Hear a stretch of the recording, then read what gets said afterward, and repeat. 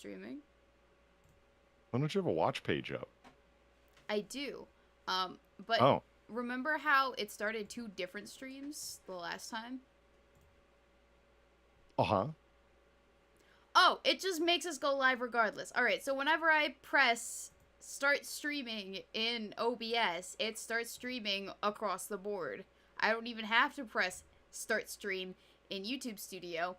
It just starts it for me. So we're live. Oh. Okay, that's cool. Whatever. It's never been that way before, but now it is, and so now I just have to deal with it, I guess. Fine, thank you very much, YouTube. Have a nice day. Fuck you, too. Ooh, hello, everyone. Hey. Hi, everybody. How are we? It's been a week since we've been here.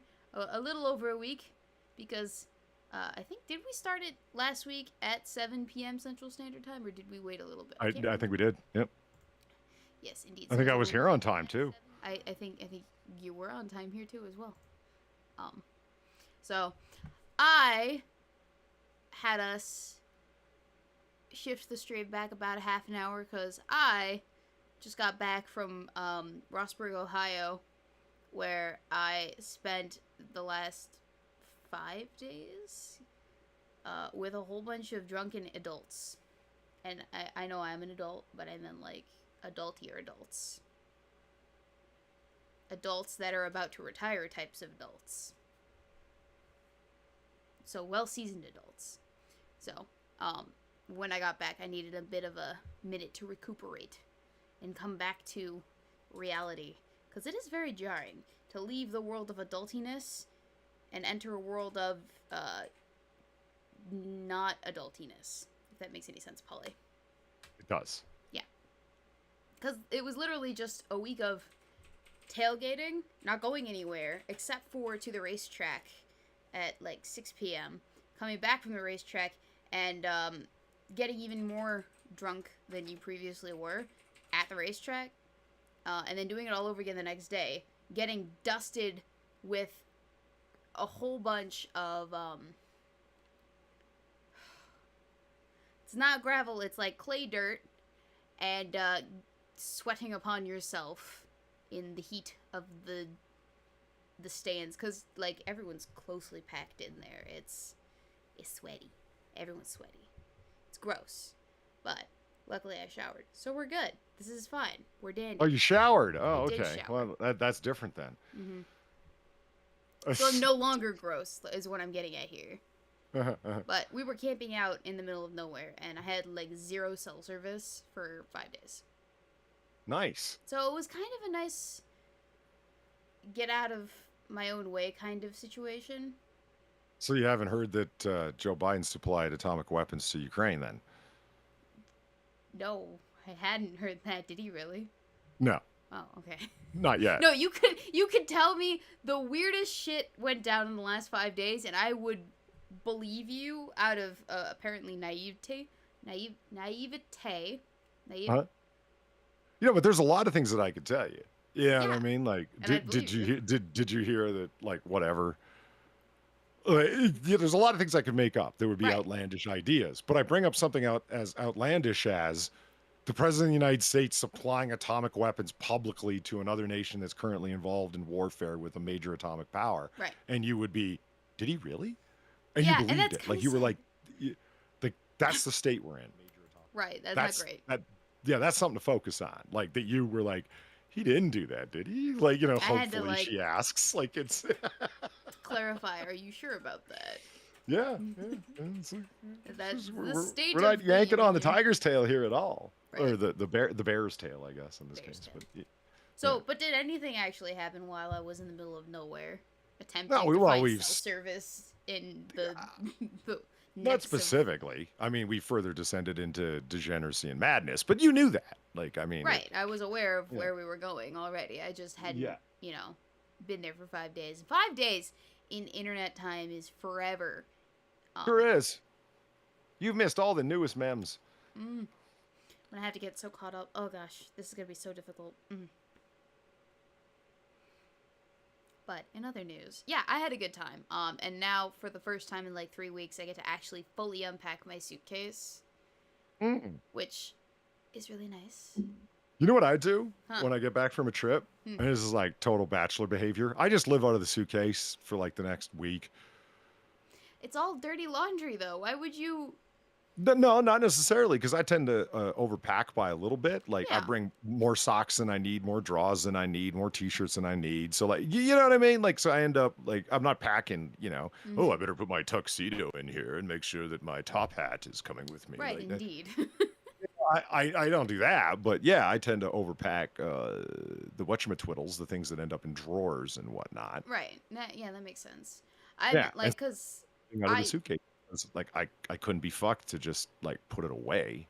What am I? A domestic man? Certainly not. Wait, what's the difference? Domestic man is in like An adult. An adult. you are an adult though. You can't make me. Okay. Fine, I won't.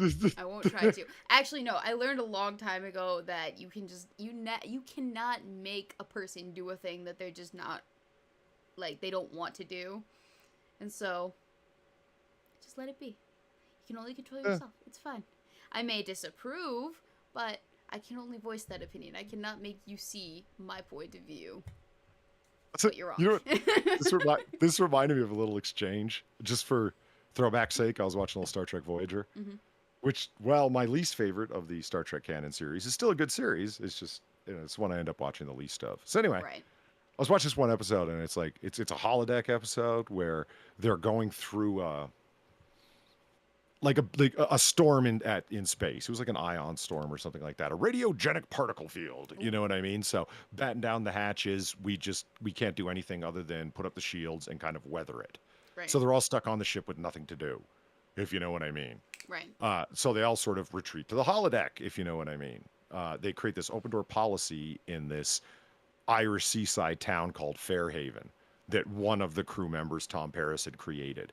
And so it's open 24 hours a day. You can come and go as you please. And there's Right. people that just go in there and yada, yada, yada. It's their port in the storm. Hmm. Anyway, Captain Janeway, who rarely goes to the holodeck, decides to go because she ain't got shit to do and they're like stuck in the storm for like 2 fucking weeks. And she's an aficionado of Irish history, so why not? Because it's like an 1800s Irish town.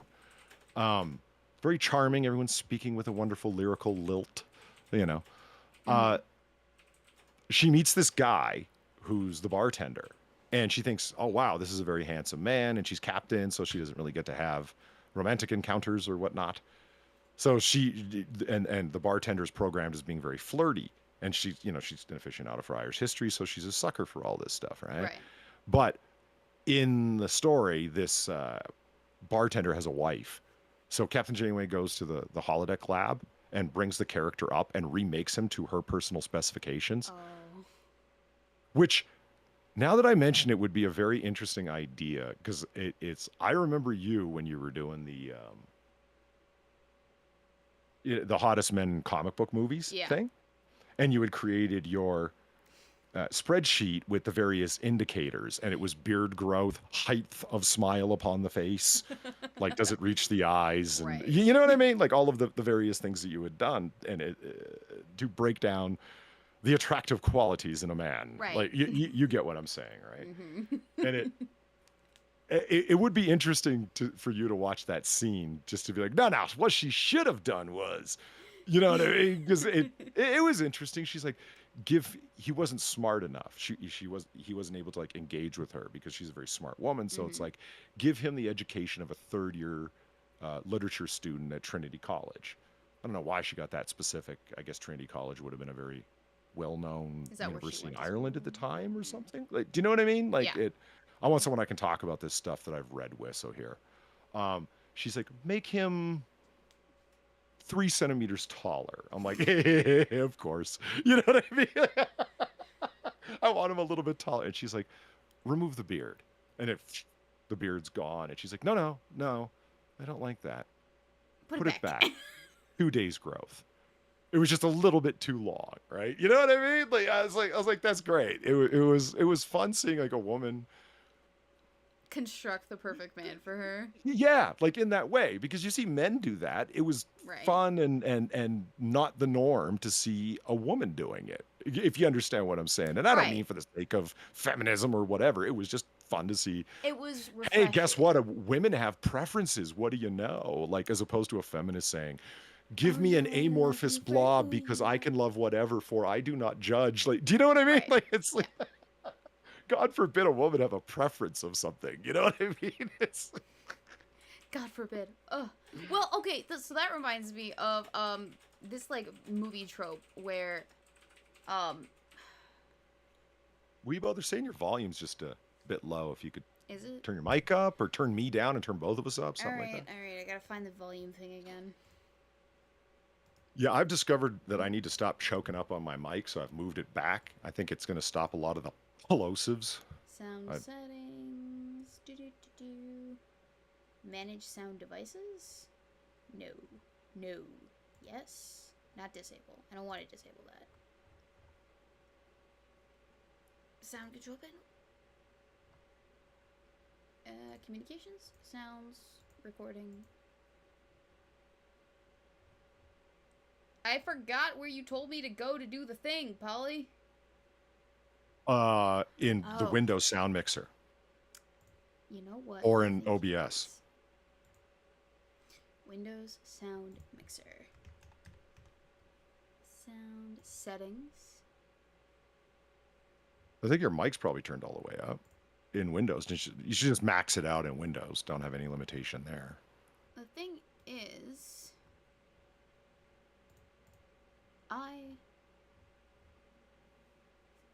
device properties? Volume. Okay. Are you ready? Yep. How's this? Does this sound better?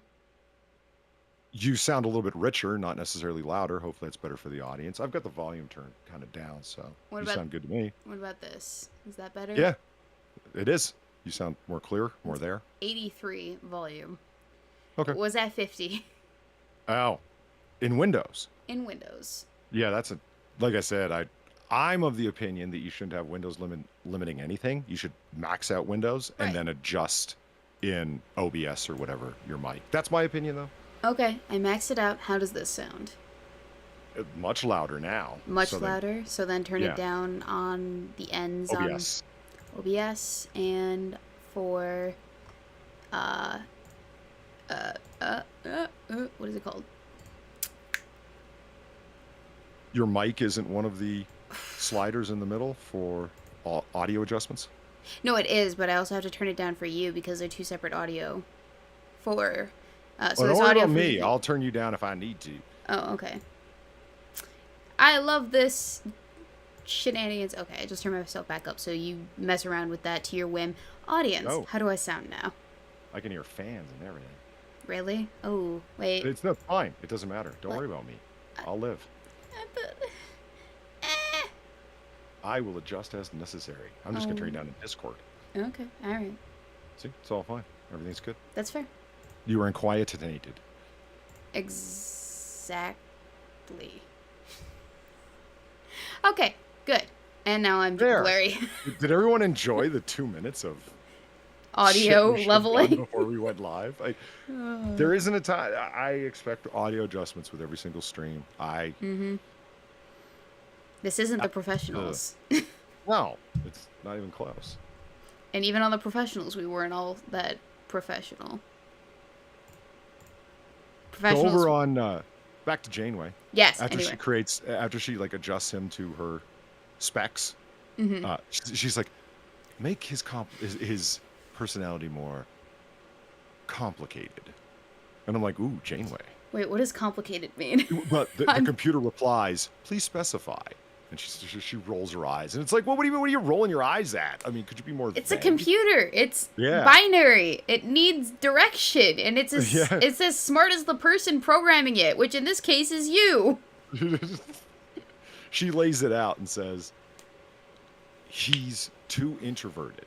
Make him more provocative in the questions he asks, in the way he thinks, in the things that he will do. Make him more curious about the world around him. Oh, I thought you meant provocative in the inappropriate sense. Well, she did say make him more provocative Yeah. in the things that he says. And he does the next time she encounters him right away. is there a man waiting for you at home, Katie? Which he would not have asked before. He's being Right. more provocative with his Forward. questioning. Yeah. That word to me, forward, works better with what it is that you've just established, because provocative seems more like you're trying to invoke some sort of reaction from someone else, like you're trying to provoke them to something, whether that be to get them like to fight you or to get them to sex you. Right. Or get them to engage with you.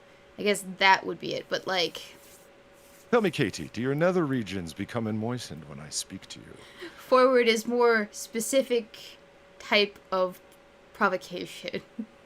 Yeah. No, I hear you. Mm-hmm.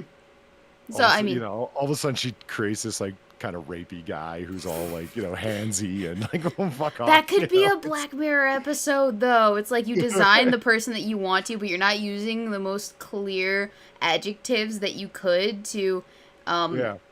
explicitly state what it is you want in the person that you're looking for. And so, because you're not clear, you get a monkey's paw sort of situation, you know? Yeah. Oh my gosh, I just wrote an episode of Black Mirror. This is great. Yeah. Dream Come True is the name of the episode, right? Or Nightmare Come True. Or There you monkey's go. paw. You could just be Yeah. like super on the nose about it. Monkey's paw. Yeah. Yeah, and you could have the idea where it's like, why not play the game with machine learning? Because everybody loves using that phrase. Oh, well, with machine learning, we They can't. Yeah, but garbage in, garbage out. Let's say that just for the sake of argument, that a whole bunch of people on the ship a whole bunch of the women on the ship were interested in engaging on the holodeck with sub fantasies, let's say. Right. Because there's an inherent safety in doing it on the holodeck where you don't know what somebody in real life, if they're going to take it too far, if they can be trusted to engage in that kind of thing. Right. But you know that there's an inherent safety line on the holodeck. So through machine learning, this computer is understood provocative to me because all the input it's received, that when a female member of the crew is asking a male character to be provocative, it means in a handsy, rapey kind of way. You know what I mean? And it is expecting the female crew member to respond submissively to such, because it's machine learning, right? Every time that something happens, it's picking up that input. And guess what? Janeway creates, like, she wants a guy who's, engaging conversation. And next thing she knows, like, the guy's like grabbing her and saying, "You will respond to my orders, slave." Like, Right. Oh, this reminds me of you ever see those exposits of bots having read entire like substantive material by one thing, and then you ask the bot to create a work of that thing having read all of this thing. yeah. I'm not explaining it great, but like, say you have a Jesus freaking Christ, my butt is vibrating. What the shit? I think that's everyone emailing me from this weekend. Yep, that would be that. Oh my god, Oh my Home Dragon's so God. popular. I am. It's like me and like 7 other 60-year-olds. My dad being one of them. We were sharing pictures. Anyway, sorry. So you get a bot, right? Mhm. But in this case, you're asking the bot to read all, like, erotic literature by women. Written by women for women. In this specific genre. And have it spit out the ideal female fantasy based off of all that literature. And what you just described is probably what you would get. Because a lot of it is very provocative, but to the nth degree. I mean, we've all heard of 50 Shades of Grey. That's just, there's a reason why it was so popular with the ladies, gentlemen. Fabio novels. I've never actually read one of those. I actually never read 50 Shades Fabio either. cover? The ones with like the nakedly chested Sure. men. Yeah. Yeah. I've never read one of those. I've Well, never as even Darren Root seen one. says, she returns to the bartender looking like a romance cover, a romance novel cover. Yeah, absolutely. When she goes back to the holodeck, she's not in her uniform. She's dressed period correct, which a lot of people choose to do.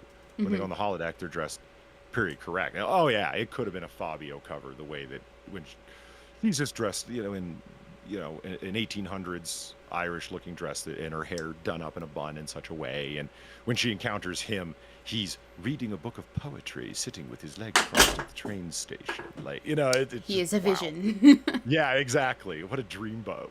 uh, But what she ends up cutting it off because it's going all too well. And the oh, character being very infatuated with her, and it's a 24-hour running program, he's like, what happened to Katie O'Clair? Like, he's like confronting everybody about what happened to her. I was in love with her, that sort of thing. right. She just fucked off. The doctor, the holographic doctor, is talking to her and says, Captain, it's not like you can't have he's talking to her in confidence. It's a captain. It's not like you can have a romantic encounter with anybody on the crew. They're your subordinates. So what does that leave you? We could be in the Delta Quadrant a long time. That dalliance with the occasional passing alien? I'm worried about your mental health.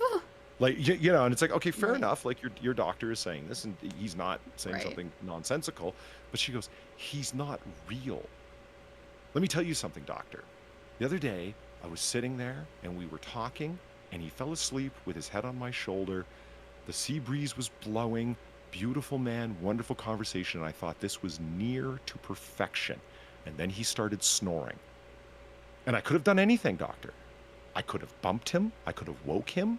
I could have asked him to stop snoring, but no. My first reaction was to access the computer program and to change his vocal subroutines. Don't you see a problem there? And here's the kicker, and this is what made me think about this scene, is that the doctor says, people have been trying to change their significant other for centuries, Captain. What's the difference?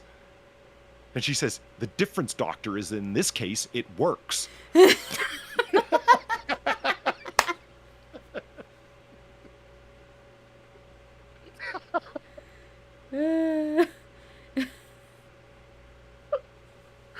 And I was like, okay, that's what I call actual social commentary. You know what I mean? Like, Right. something that's genuinely insightful. You know what I mean? I feel like I need to watch this episode. I haven't really watched Star Trek except for the movies that came out like within the last 2 decades, but I don't know, this feels compelling. It feels like an interesting starting point. I know that it probably is not the best starting point, but it feels like a good, No, it's like, not. Whatever. good Wherever you gotta episodes start. for. Right? Yeah. And Commander Chakotay does say one thing at one point where her second in command of the ship, she sits down with him on the bridge and says, I noticed that you haven't been back to the holodeck. And she says, no. And it's like, well, the bartender, I believe he was looking for you, he says in a broad understatement, because he was Right. like actually started a bar fight over it, Oh. it. And he's you're prying, Commander. Like, don't fuck with me. What? She leans over they're on the bridge, and she leans over in her chair and whispers to him, because they're in a command situation, and says, he's not real. She reestablishes. He goes, it was what? Does it not bother you? They're nothing but light and force fields run by a highly sophisticated computer program.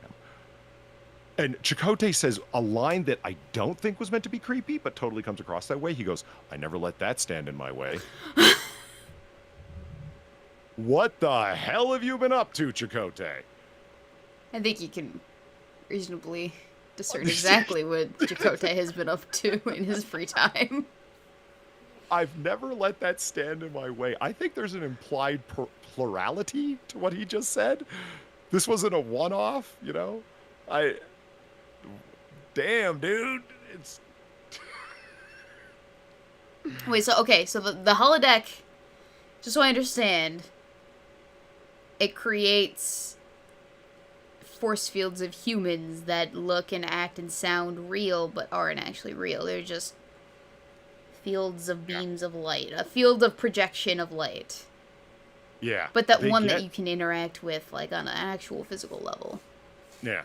They go through a series of different explanations to kind of just accept.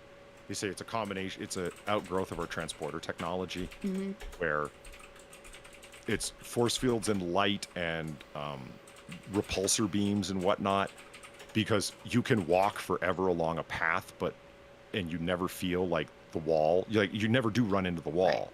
How is that possible? Because you're always through force fields or through repulsor beams kept in the center of the room.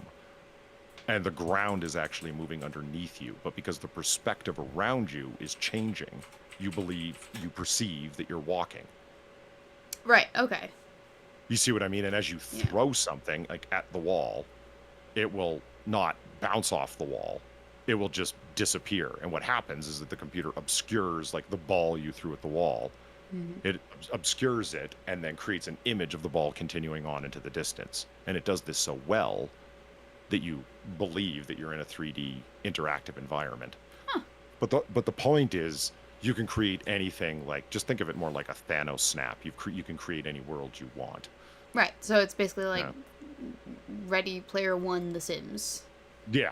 Okay. Very much so. Yeah. Cool. And it's, there's a lot of suspension of disbelief, but once you accept it and move on, it's like, okay. Right. Well, I mean, there's a lot of that in every fantasy, sci-fi, adventure thingy that ever graced anyone's ears or eyes, so. Yeah. To immerse yourself in a fictional universe, you have to suspend your belief to some degree. Damn right. Right, that's what the author's asking of you, and that's what you are willing to accept. Okay, so in this reality, this exists. This is the thing. This is the case.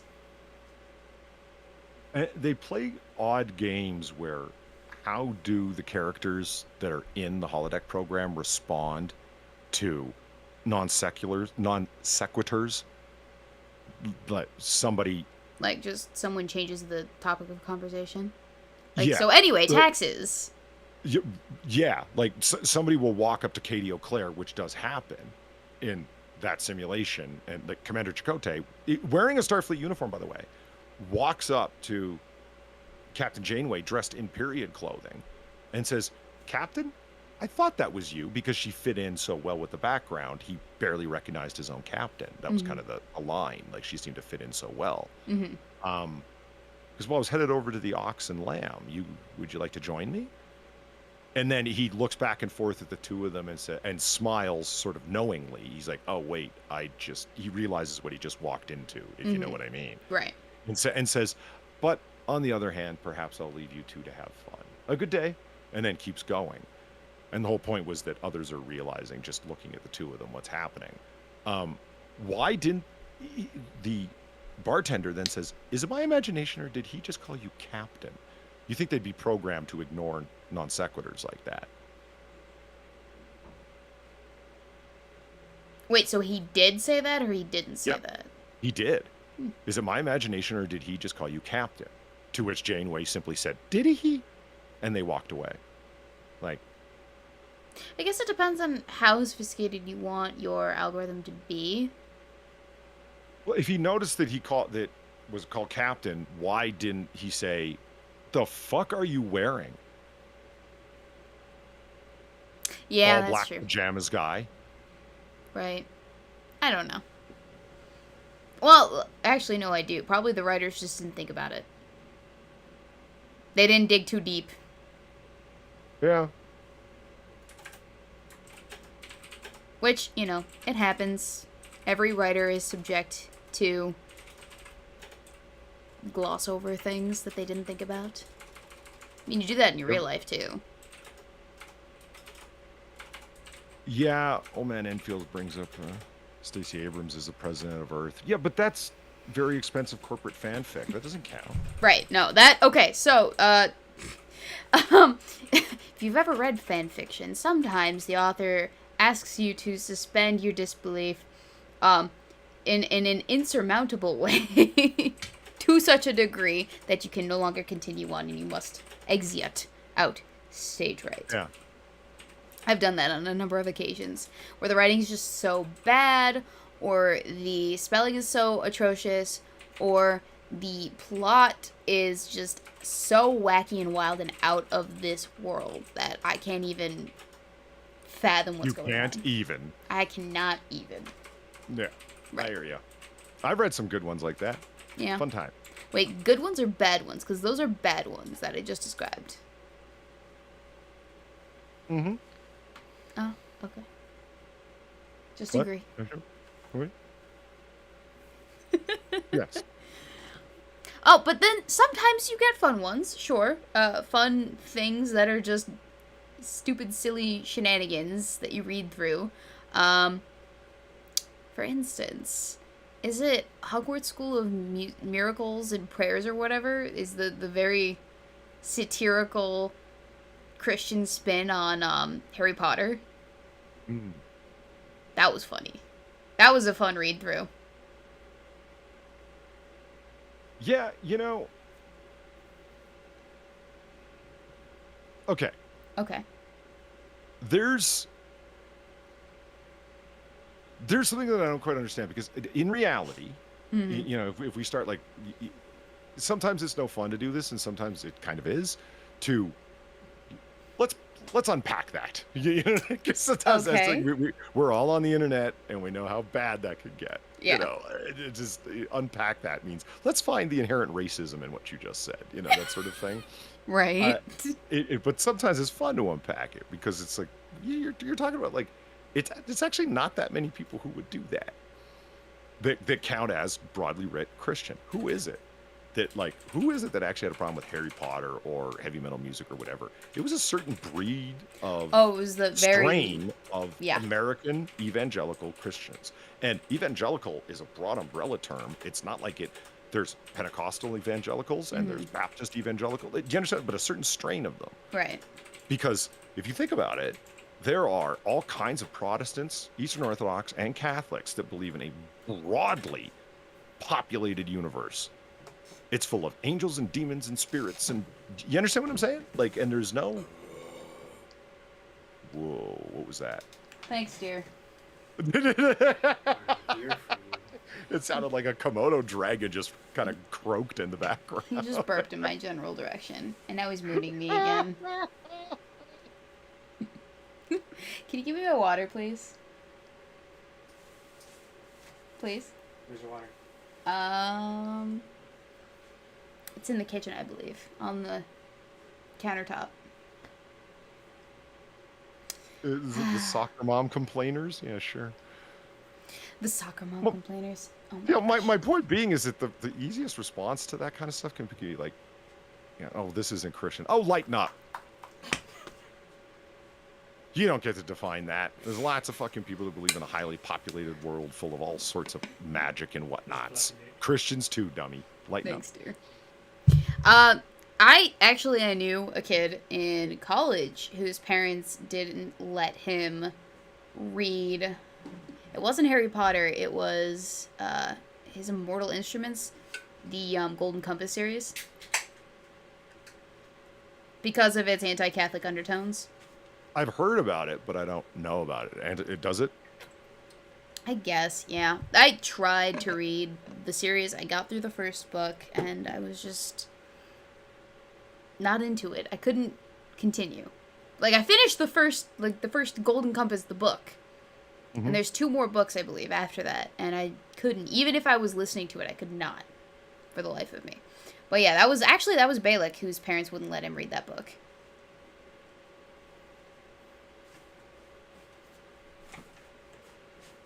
Wouldn't let him read that book because he's Catholic and it has anti-Catholic. Anti-Catholic undertones, yeah. Okay. Which I guess makes sense. My mom was weird. She didn't let me watch SpongeBob as a kid, so. Because. She thought it was too stupid. Which is hilarious coming from my mother. It wasn't religious. This is just dumb. No. Yeah. And my mom's the one that didn't finish high school. She's like, no, this is stupid. You can't watch it. And I'm like, but Mom. She also didn't let me finish Futurama, which her ex-boyfriend after her second husband introduced us to, me and my brother. So after they broke up, she's like, no more of this. It's also stupid. You can't watch this. I'm like, Ma. She was obviously not the fun parent. Oh, she also told me that Santa Claus wasn't real when I was 8. Why? Well, you see, Polly, because I was Uh-huh. old enough, she was just getting into her born-again Christian phase, which she also came from a Catholic family, but I guess fell away from it and then found Jesus once more once she divorced my dad. And then, because she was in her born-again Christian phase, you know how they get, like, super, super, super passionate about their having converted? Or some of them do. They get super passionate about it, and they're like, oh, yeah, this is all the rage. Well, she's like, my children are going to be part of this rage, too. So for Christmas that year, she told us, A, Santa Claus wasn't real, and then also, simultaneous to that, she said, B, Jesus is Santa Claus. Here's a plastic toy sword that lights up. You are now a warrior for Jesus. Worst Christmas ever. Well, I don't know. It's kind of based. Here, have a sword. Go slaughter the infidels who have occupied Jerusalem for far too long. Based. Not quite like that. It was a plastic light-up sword, and my brother and I just beat the shit out of each other with them. Nice. It was traumatizing. Because, like, that's not something that you want to hear at 8 years old. And I was in denial, my dude. I heard this, and I went to my room crying because I was so upset that my mother had just told me this nonsense. That Santa Claus wasn't real. More upset about that, and then upset about the fact that that was the only present we got for Christmas that year. And I was 8, right? So I'm not old enough to realize that I'm not technically entitled to a Christmas present, but that was just like the first in a long line of shitty Christmases, holidays, and birthdays that she tried to put on for us that were just kind of lackluster. This year being no exception. I feel like an ungrateful child, but, you know, it kind of put a downer on growing up. To have to look forward to not that. Pat thinks that SpongeBob is dumb, but that your mom was bad for telling you Santa Claus don't exist. I agree. My dad was very mad at her about that. That actually got... I'm pretty sure he used that against her in court to help him get primary custody. She actually told, like... She told my 8-year-old and my 6-year-old that Santa Claus wasn't real. Can you believe this monster? Why? I mean, okay, Zed Hero, I was just about to say, and I just saw it come up. Like, yeah, just go that route. It's like, well, Santa Claus, you see...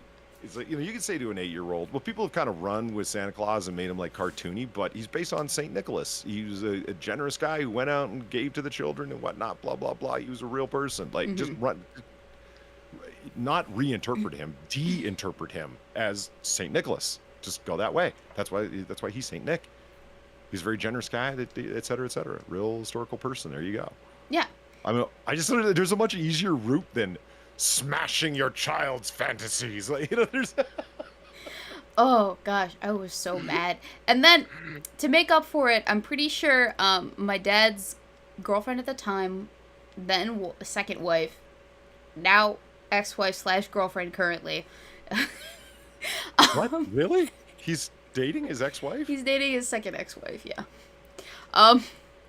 They're very happy together. I'm so happy for them. But anyway... Okay. She would have us write letters to Santa Claus, and then she would, like, the morning of Christmas, there would be letters from Santa Claus, the cookies and milk would have been eaten, like, they were not, like, short letters, they were, like, full page length, written down on Christmas paper, in a freaking sealed envelope, with our names written upon them, addressed to us, and, like, all of the presents under the trees with the names on them, and then the stockings were freaking overstuffed with candy and oranges and whatnot, and, like, little trinkets, and so she definitely made up for the disappointment at the other house, so. It did not go without, like, don't pity the poor Weebo whose mother ruined Christmas for her, because her dad and his wife made up for it, so that was really nice. Then wife, then ex-wife, now girlfriend. Right. Right. Yeah. Very She's- straightforward. Listen, if I'm relationships just were having fun easy, with it, okay? if relationships were easy, there wouldn't What, be a everyone divorce, be doing them? right? Everyone would be doing them, and clearly that's not the case. Especially when one half of the party is absolutely insane. She turns in no particular direction when she says that with emphasis. I, I heard somewhere that in order for a relationship to work, there has to be a clearly insane party, and there has to be a clearly boring party, and I don't think we've quite worked out who's who here. Right, dear? What? Which of us is the insane one in the relationship, and which of us is the boring one? You're pretty much both. Super boring mostly, but yeah, you're quite insane. I can't... Almost on clinical levels. Clearly that is not the answer that I wanted, Polly. I guess not. I guess not. Go back to watching your sexy anime that I told you to watch. I was about to say, who recommended this one to me? Are you enjoying it? Yeah, it's pretty good. Yeah. Very good, very good. He's watching Bastard, the new Netflix adaptation. Bastard. Mm-hmm. It's based off of an 80s anime, which is based off of a 70s manga, which is based off, maybe not 70s manga, but a manga which is based off of, or it takes inspiration from heavy metal bands. And I'm kind of hooked. But yeah, so apparently I'm both the insane and the boring party in this relationship. Does that mean I'm dating myself? I forgot how we got onto this last night. The Golden Bat. Golden Bat? Bat. Like, you know. Wait, are you talking? Batman. Oh, okay. You're not talking about that. I'm glad I didn't. What are you on?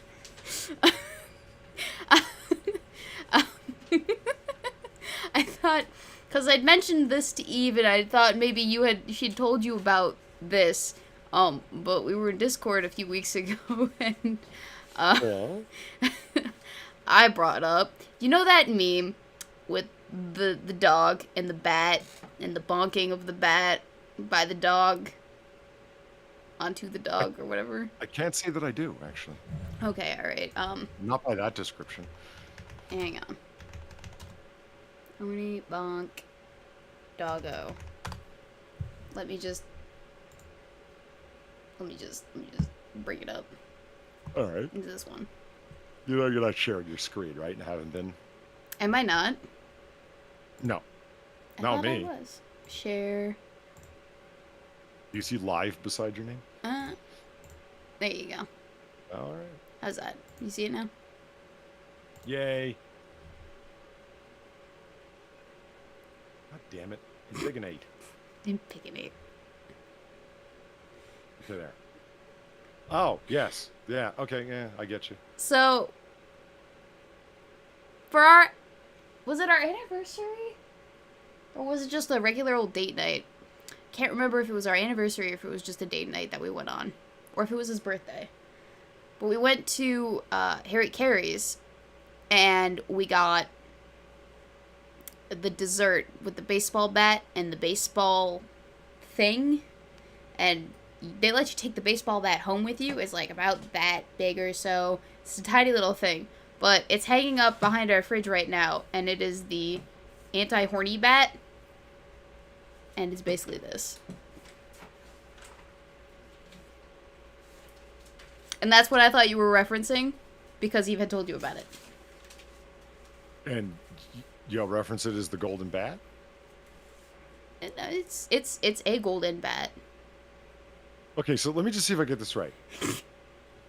I'm just trying to understand what you said, because you rattled that off pretty quick. So let me see if I understood you properly. You went to a restaurant, Right? named after suicide, where they served you a dish that contained a bat that you were able to take home, and you did. You placed it above your fridge, and one hits the other when they're too horny. Yes. Okay. It's the anti-horny bat. The horny bunk stick.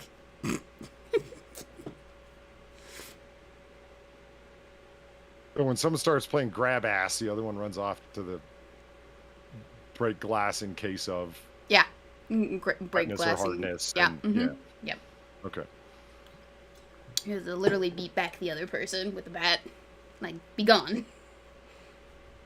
It's like the lightsaber of the house. It used to be the Nerf guns. But those hurt a lot. So it doesn't vibrate. No, it does not, Snoopy. I'm not the crazy one. I don't know what you're talking about, Assassins of the Grey. This was a joint decision. Anyway, sorry, you were talking about your golden bat. What about the golden bat that you were bringing up? I don't remember. I just... I should never have said anything. I thought you were talking about the thing me and my boyfriend hit each other during this weird sex game we played. No, I was not. I totally was not. I swear to God. Because it was in her public Discord. I posted the image of the thing. I don't know what brought us to that conversation point at that point, but yeah. What are you talking about your sex games and public discords for? It's not it wasn't. It's an anti-sex game. Uh-huh. It's the opposite of a sex game. It is the complete opposite. It's a reverse Uno. No, that doesn't quite fit. It is a skip, if we're talking in terms of Uno. So anyway, Polly, how was your week? It was full of exciting things.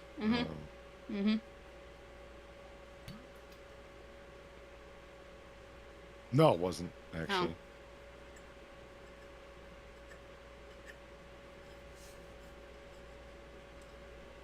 I'm sorry.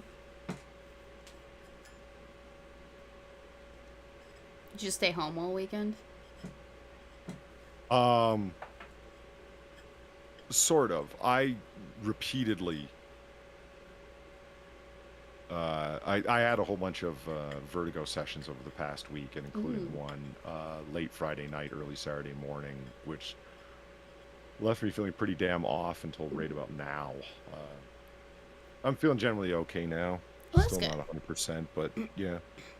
So there we go. Well, that's good. I'm glad that you could revive for the 2 hours or so that we're here together. I'm glad as well. You are good company, after all.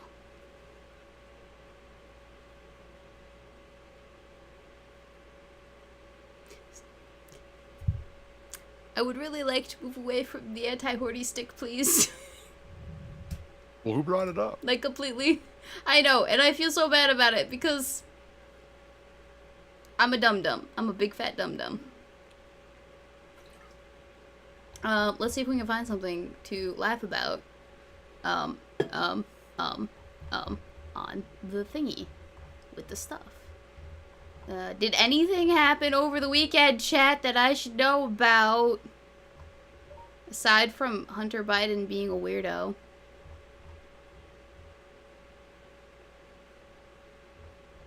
Gross.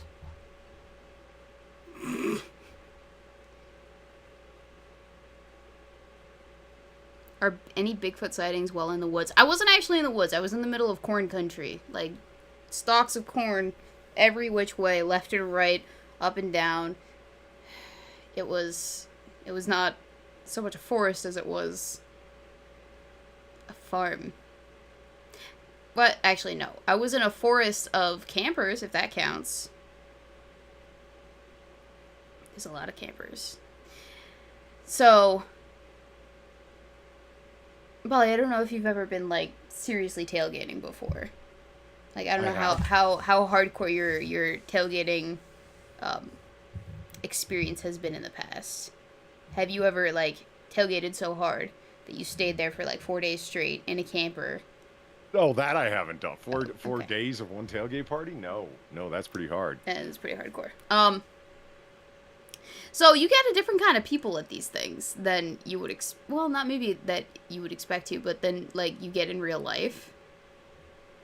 Like it's taking you out of your element and it's throwing you completely in a completely different one, and everyone's shit-faced perpetually because they don't have to sober up because they brought all of their everything, all of their booze, all of their money, all of their energy, whatever that they're using, and all of, did I say food? No, actually, you didn't. I mean, Food. tailgate. I mean, the two key elements are Right. somewhere to tailgate, food and drinks. Right. Like in my opinion. Right, so everyone's brought everything and they're planning on remaining in this location unencumbered for like the next 4 days. So they have everything that they need to do that. Kind of like camping, except it's more like glamping because we were in a camper. And you get interesting folk at these things. So one of the people is the very enthusiastic person, very enthusiastic drunk person, who we did experience at the racetrack, and he'd stand up every like 5 seconds and point or flip the bird and impede like the rest of the view of everyone else in front of him or behind him. Uh-huh. But it wasn't like he was doing it for any individual racer necessarily. It was just kind of more of an attention-seeking grab, you know? Yeah. When you gesture for attention rather than as an Italian would to speak. And then you get the person that makes all the drinks for everybody, like plies everyone with alcohol. Yep.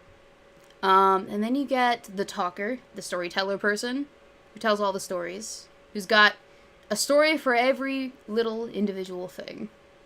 And then you get the people like me who go to bed early and take a nap. Oh. Hi. Hello. Yes. Hey. I had to maintain some level of sobriety because one of us had to, because no one else was going to. But, I don't know. It's odd the kind of people that you see, because I don't see a lot of those kinds out in the wild on an everyday basis. And it's probably because I have 9 to 5 and I work a very boring life. And How many people are we talking about? We're there. God, the stands were freaking full. It's all right.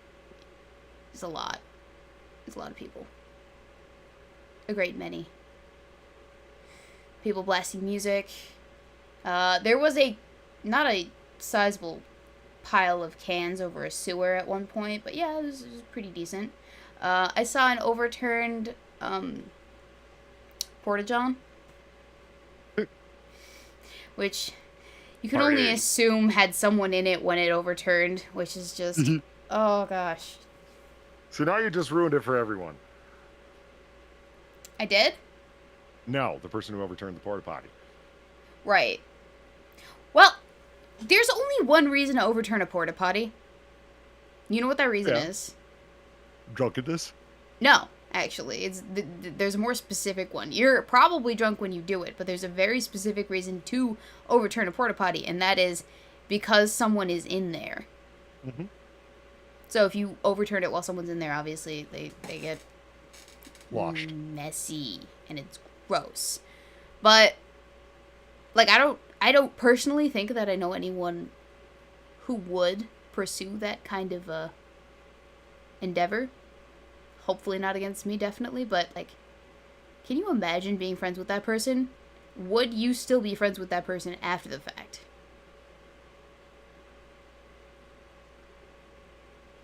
Guys would. Yeah. Yeah. Would you? Chat, would you be friends with someone if they threw the porta potty that you were in over? I'm curious to know if it's a guy thing or if it's just a poly thing. Did I wear hearing protection? I did. Did you? Yeah. You gotta.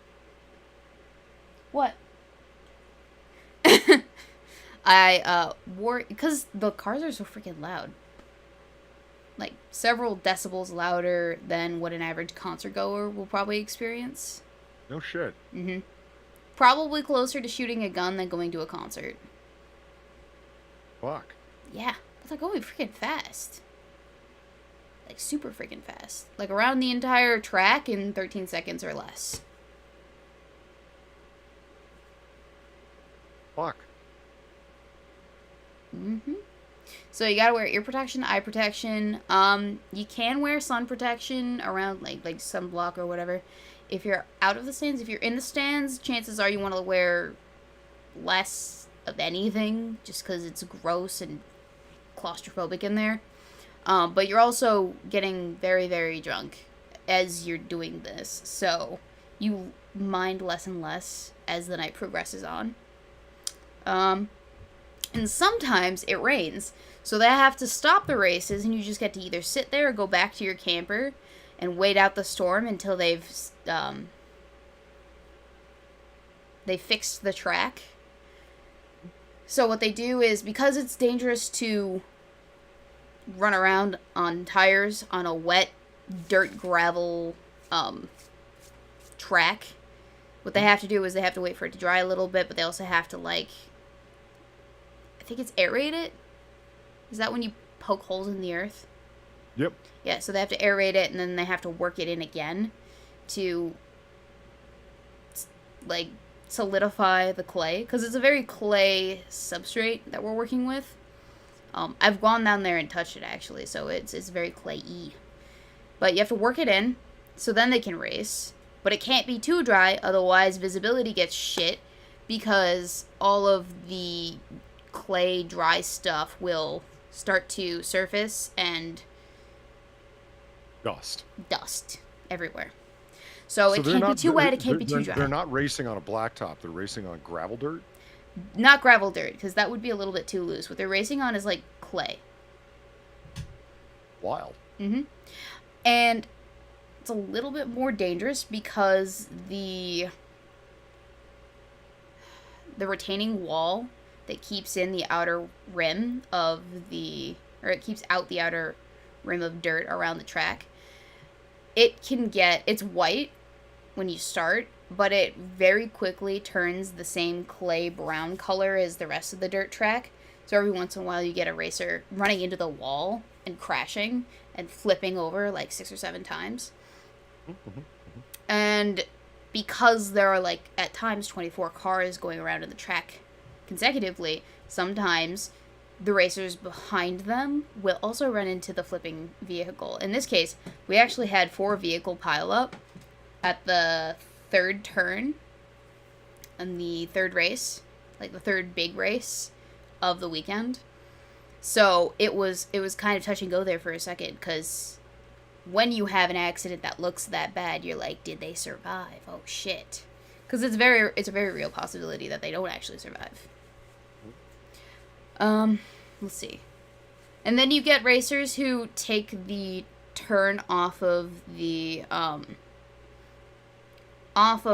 looser substrate at the very edge of the track. So pretend you have, like, this is the length of track that you have in terms of width. And here's the far retaining wall, here's the near retaining wall where the pits are, lower here. But all of this dirt is super packed in and worked in, but all of this up here is unworked in dirt and gravel and whatever. So it's clay that's essentially not smoothed to the surface for the cars to drive on. So when you hit that at the wrong angle, you can also spin out and get hit by another driver behind you, or even spin out in front of a person or to the side and cause an accident that way. We actually did have that happen with a guy who hit the retaining wall substrate, the loose substrate, and then flipped a couple of times, and his car caught on fire while he was in there. So the officials were, like, freaking out, trying to get him out. But he was alive, too. So, like, no one died this weekend, which was great. Good. But can happen very easily, and it almost did happen a few times, because the guy, when he got out of the thing, he was out of the races, because his car was shot to shit, but also, I'm pretty sure he had some sort of concussion going on. Or at least he had a concussion, and this added brain damage was probably not helpful. Would this race be shown on TV? I don't know if Dirt Vision puts them on the air. I'm pretty sure the racetrack, the greatest show on dirt. Yeah, if you go to @DirtVision on Twitter, I'm pretty sure they might have some highlights from the weekend. Probably. Most likely.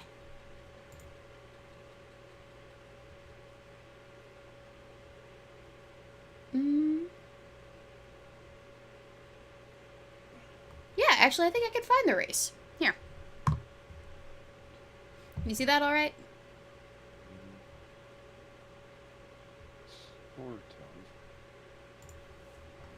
Let me find...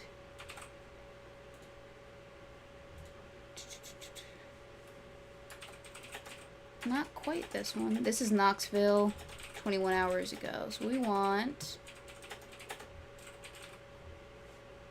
Eldora. Knoxville races.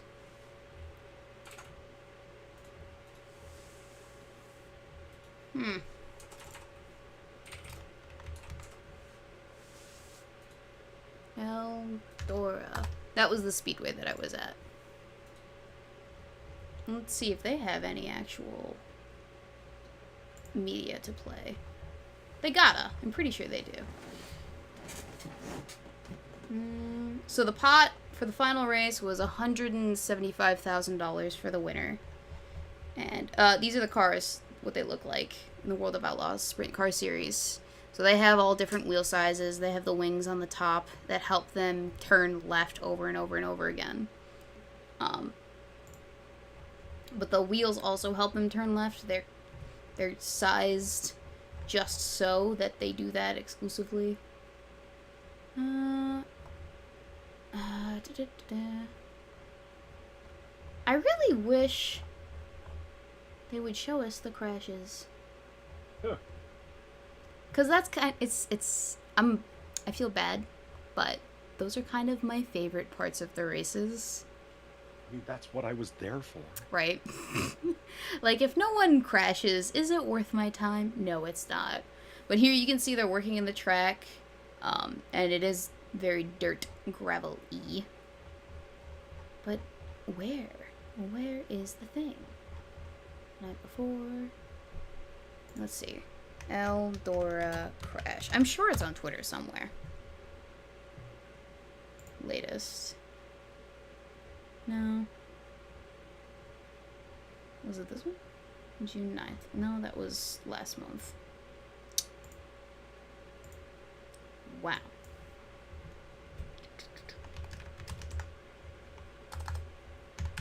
So the actual name of the race last night and during the day was the night before and then the King's Royal. So it's kind of got this whole, like, royalty monarchy aspect to it. I'm not quite sure why they do that, but it was the 39th annual King's Royal. That's where we went to. Crash.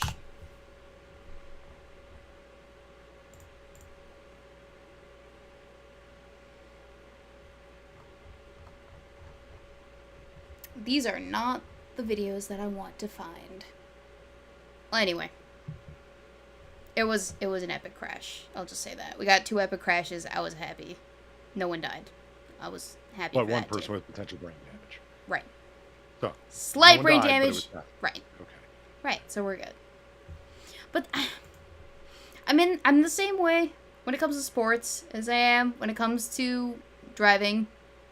Not on the road myself, but like other people doing it, like my entertainment. I kind of want a little bit of action in the, there need to be stakes involved. If no one's life is at risk, who fucking cares? I feel bad Fuck. phrasing it like that. But yes. I mean, money? The thrill of victory? Fuck that.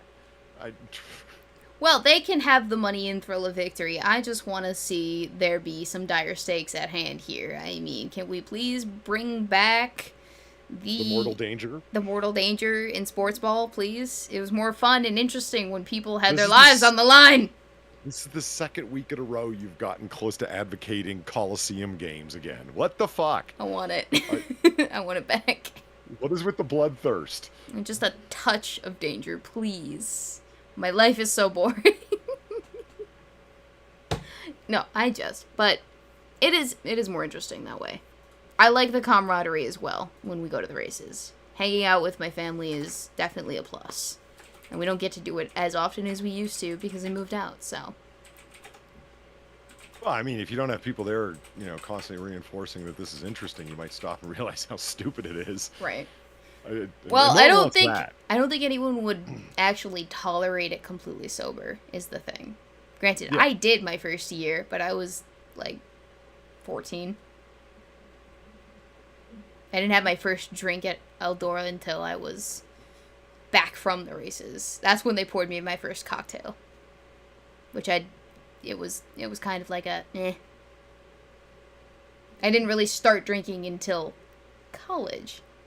Are we sure Weebo is the sane one?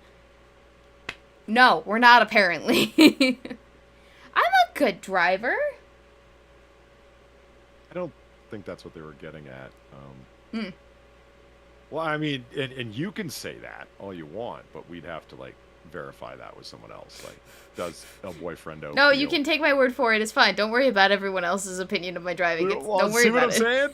saying? You don't need anyone else's opinion. Mine is good enough. She's a safe driver, but it's mortal peril when you're in the passenger seat. Believe me. Well, is that just because you're a nervous Nancy? You clutch that oh shit handle for dear life just because you're not the one in control of the wheel? Wow. That's exactly what my mom says while she's putting everyone's life at risk. Is it? Is it? I'll have you know, Polly. My Don't be a nervous Nelly. my driving score per my drive safe and save application puts me at. Fuck! I need to log in. Never mind. I'll wait. We can.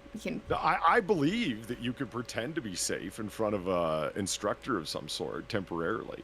Oh no! It's a little Bluetooth device that sits in my car on my dashboard and monitors based off of my driving trips, how well I do. I think the last time I looked, it was in the middle of June, and it was a 93%. Other than exceeding the speed limit or whatnot, what the hell could it possibly tell you? Accelerating, braking too hard, phone distractions, speeding is one of them. So anything Why would you have this thing? It gives me a $40 discount on my insurance. Jesus. I got bills to pay, and I need to make it work, and we're on the precipice of a recession, so I put up with this gross invasion of my privacy for money, for $40 a month. Jesus. That's my price, apparently. It pays for 2 of my subscription services. Leave me alone. I actually have it pays for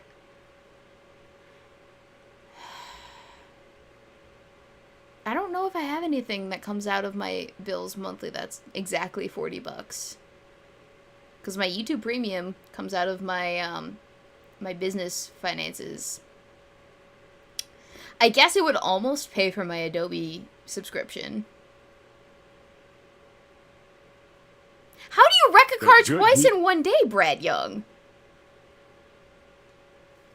What? This is what I mean. Women I know, this is I'm sick of the stereotype of women drivers. It's such bullshit. Statistics show that men crash more often than women. And I'm I'm not saying that. That's not the assertion I'm making.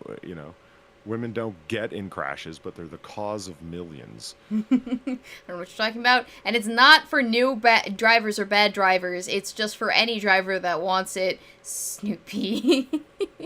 Yes, I do have a dash cam, actually. I have the dash cam because I don't Like, I don't want someone to vandalize my car and not know who it is. Like, I want that extra level of security. I also have a tracking device that I specifically put in the car.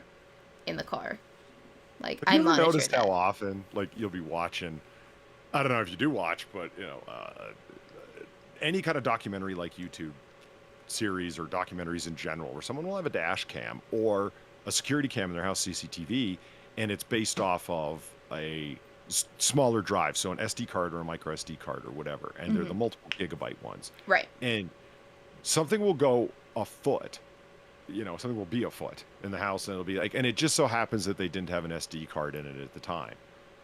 And it's like, you don't think they just pulled the SD card out of there and Oh, they like, absolutely yoinked did. it? People, but do you understand what I'm saying? It's like, it's like how the prison footage of what the guards were Epstein. doing when Epstein killed himself Right? just so happened to go missing or Oh, be destroyed. no. It was like, of course it did. You think that would be the most secure footage that person had ever produced, but no, of course not. Like, and when what kills me is the idea of what you can get away with. This just came to mind because I was thinking about this the other day. Because somebody had said to me, well, they can't do that. There would be a public outcry. There was a public outcry over Epstein. Right. And what happened? Nothing happened.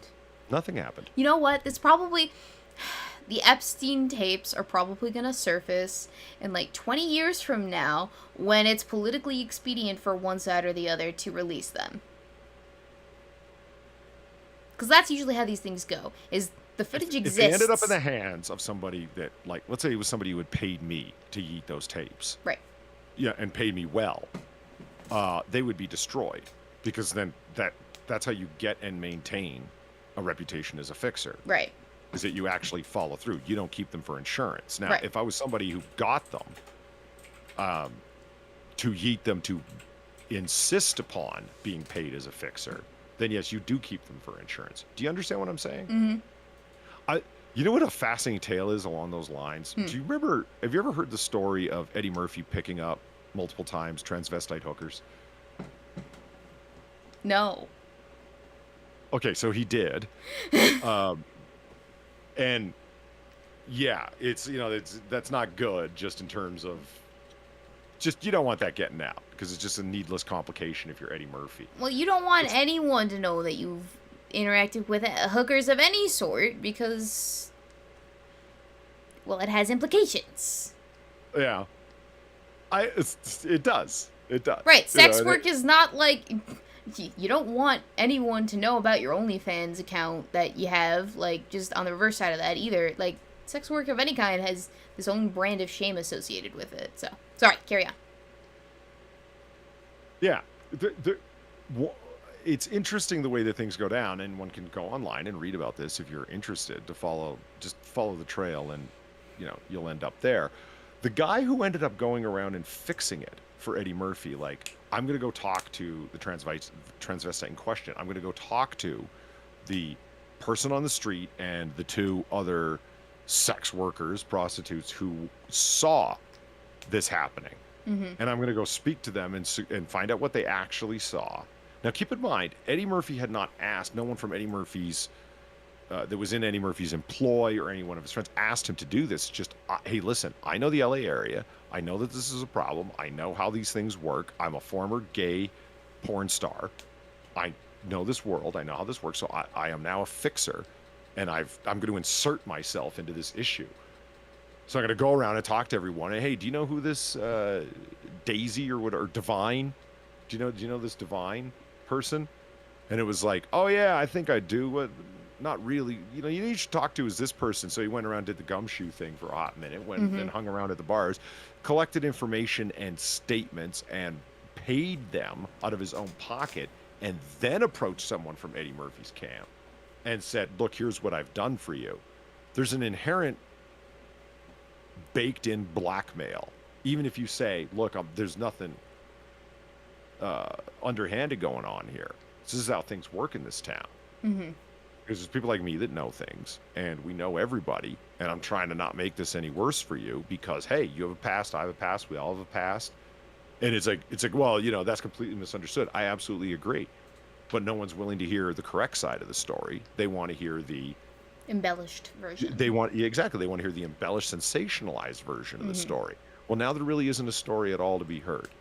So they'll have to make up stuff for themselves, and this is how things go away the fastest. That's a very soothing message, but baked in with it is an implicit threat Right. of I've got all the information and I know all the players involved, the witnesses, the particular person, et cetera, et cetera, et cetera. And so do they pay? You damn right they pay a consultation fee. How much And do you it's think not that Eddie was? Murphy, and it's not anyone associated like directly with him. It's not like, $20,000 could be seen transferring from Eddie Murphy's account. It just happens. The amount of times that shit happens like that would probably blow your fucking mind. It probably would, because I am a very what I mean? naive person who thinks that the world is better than it actually is, probably, and regards humans as not inherently assholes to each other.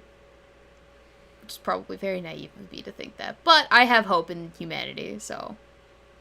Yeah. I don't know. Everyone likes to talk about police generally and the charges they're willing to lay and the people they're willing to smack around. And okay, fair enough. Not saying it's not a valid conversation, but what doesn't really get talked about is the wild amount of authority that district attorneys have in terms of laying charges and conducting investigations and tearing apart people's lives, not because they're the particular person that they're after, but because they think that they possess information that they're after. I mean, they have investigators as well. And when investigators show up at your place of work saying, we're investigating a homicide, right? And they haven't said that to you. They've said that to your employer, who wasn't, what's this regarding? It's regarding a homicide. And I would advise you, since we are investigators working for the district attorney, that you would be, you think you'd be wanting to assist with something. There's a dead person here. And now, Jesus Christ, they're wanting to talk to you, Miss Jones, about this. And they've just said that to your employer. Think about how they've marred you. And they damn well know that they have. Yeah. They've already put pressure on you before they've talked to you. And now you get called into your employer's office, and it's like, these are two people from the district attorney's office, and they'd like to talk to you about a murder? And you're like, I mean, the crazy amount of power the district attorneys wield in terms of, I don't know, let's say Kim Fox letting Jussie Smollett off of some fucking charges after she receives a phone call from a friend of the First Lady. After a family friend from the Smolletts had called. That still grinds your giblets to this day, doesn't it? I'm just saying, like, I don't think so, because if that ever came out, that's what sparked that thinking on my part from what you said. It's like, you'd be amazed what people are willing to let go when it, quote, comes out. You'd be amazed what people are willing to believe is going on when it comes out, whether it did or not. Trump Russia, anyone? What came out regarding Trump Russia? Do you remember how many times the phrase bombshell was used during his 4-year presidency? Quite a bit.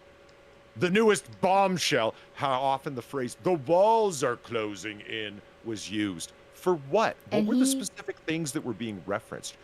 The only one that I can specifically recall in detail, I can talk about individual elements, but in detail, was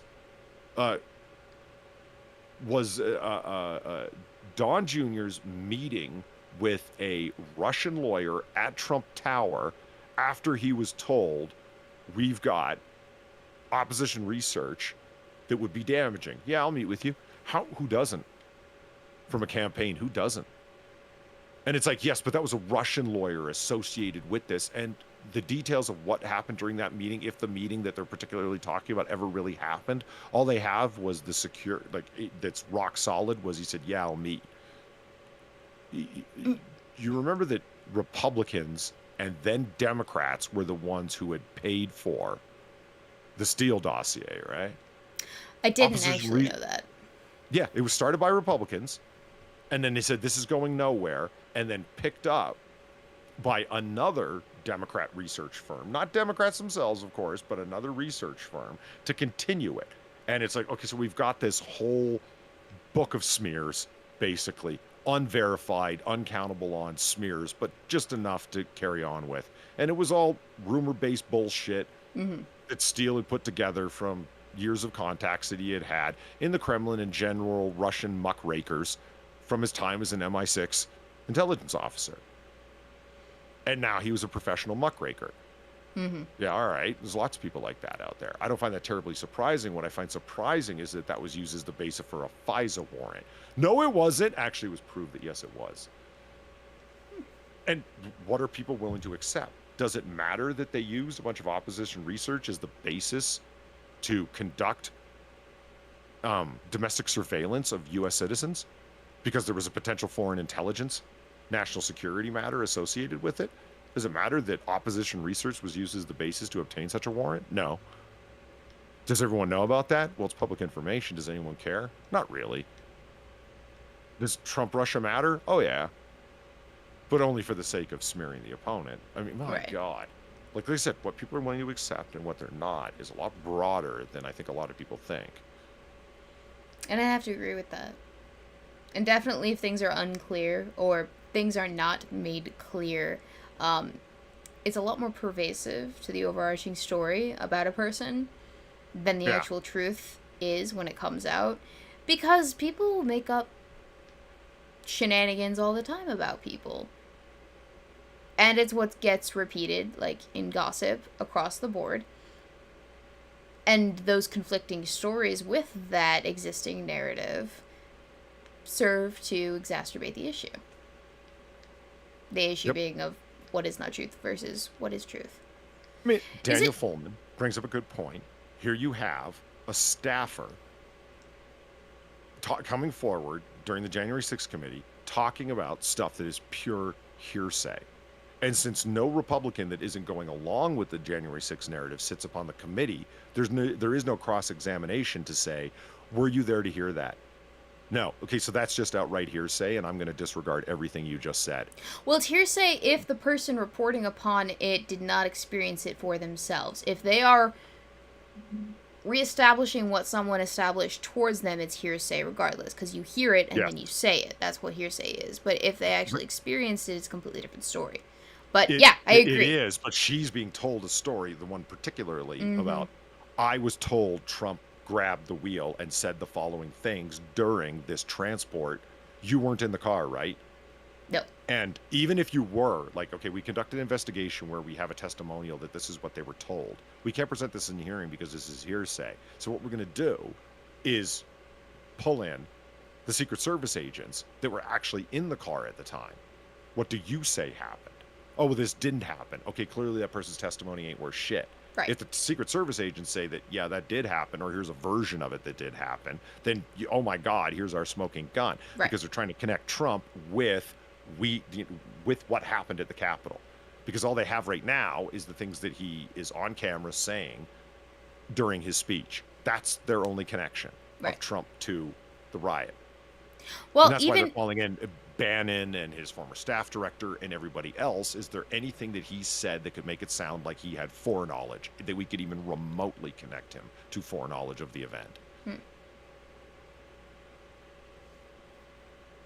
Well, so the story with him throwing ketchup and grabbing the steering wheel, if I'm not wrong, that's where he's in Secret Service vehicle driving away from the thing, but he attempts to take control of the vehicle from the Secret Servicemen and turn back towards the riot.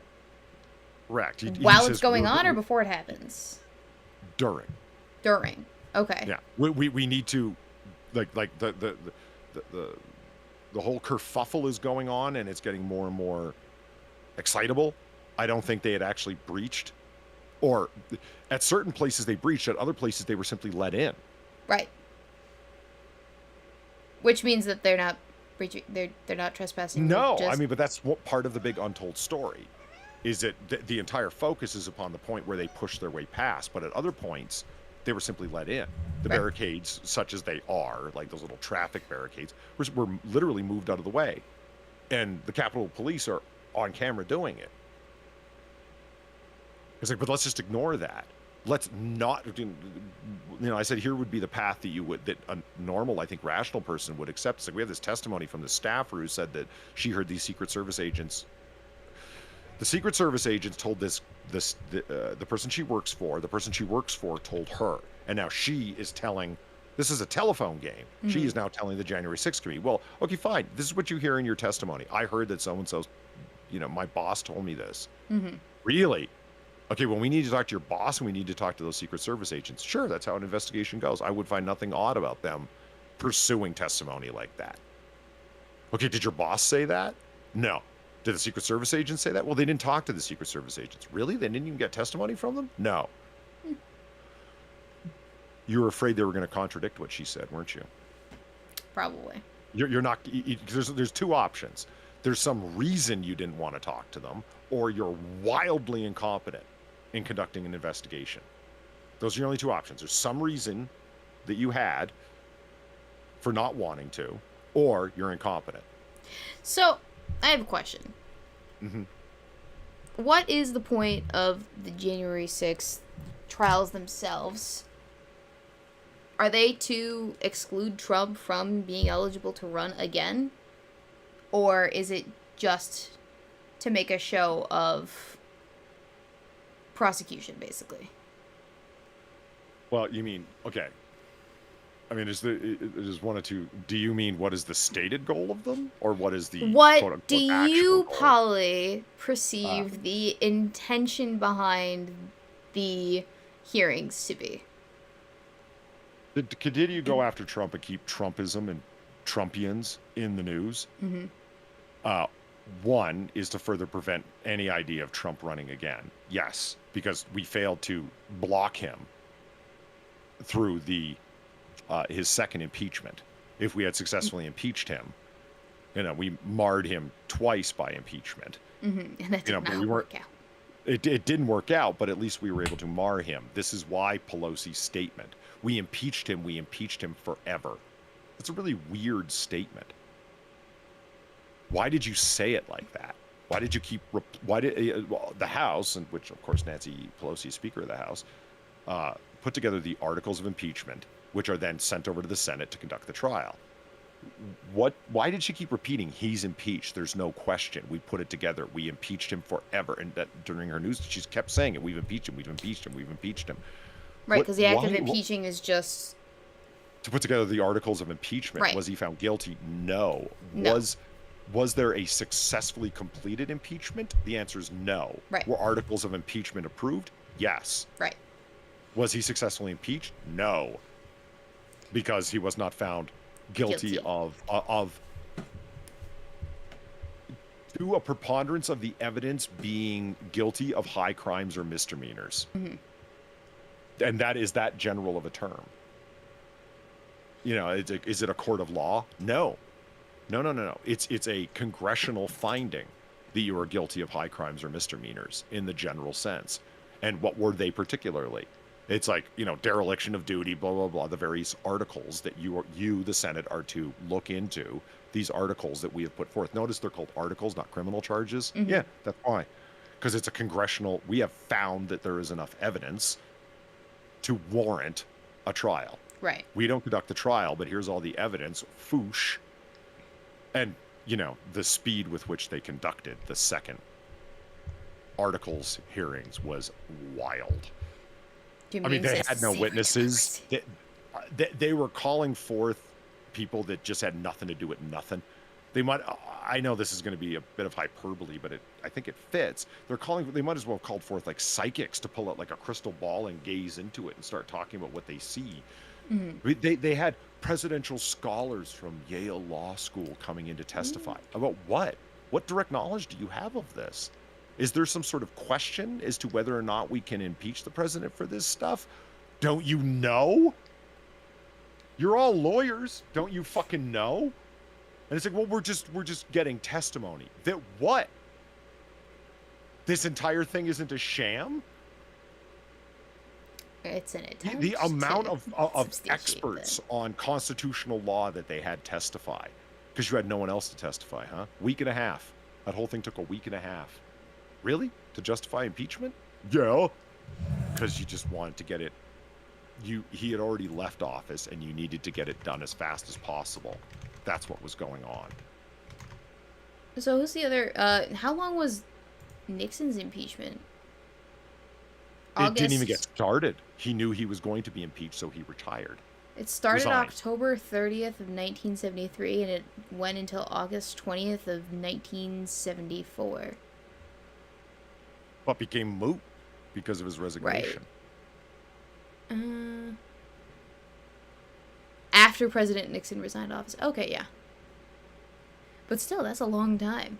But that's not the actual process of the trial, right? That's just like the proceedings in their entirety. Yeah. Okay. That was just the that was simply the activities in the House of Representatives. Gotcha. The Senate trial just didn't go ahead because there was no point. Okay. And arguably, there was no point at all. Because that became a question. Can you even impeach a president that's no longer in office? And the focus for everybody, like I said, it's wild what people are willing to accept. Just look at the past 5 years to see what people are willing to accept. At least a large enough number of them that this is okay. You're impeaching somebody who's no longer president. What's the point? Right. And it's like, well, we need to remove him from office because he's a threat to our democracy. Okay, that was the claim. All right, fair enough. We're impeaching him now. But he's no longer in office. This is the second time you're doing it. He's no longer in office. Well, the idea is to deny him his pension as president and to make sure that he can no longer gather money and that he can no longer have Secret Service protection and that he can no longer run for president. That, you switched your motives. So were you lying then or are you lying now? Or is it just a gigantic freaking hate boner? Yeah. It's like, this is the main, most direct means you can find to go after the strange orange man. And whatever talking points you have in the ready to justify that are whatever they need to be. So you'd say it's to prevent him from doing his Trumpy thing? Yeah. As president. The impeachments were, the January 6th thing is to further, like, it's what do I think it is? To keep Trumpianism and Trumpism in the news and to associate every member of the GOP and every currently elected representative from the Republicans to argue against that it was in fact an insurrection. And the point of the January 6th committee is to show that it was an insurrection. The idea being is that you guys are saluting an insurrection. Gotcha. Okay. Which is all of the statements that came at Josh Hawley after his short, brief little sparring match that went viral with the UC Berkeley law professor over what is a woman, Oh, etc. was it the one about why is it the one about pregnant women or whatever? Not pregnant women or pregnant birthing people. Yeah, that's the one.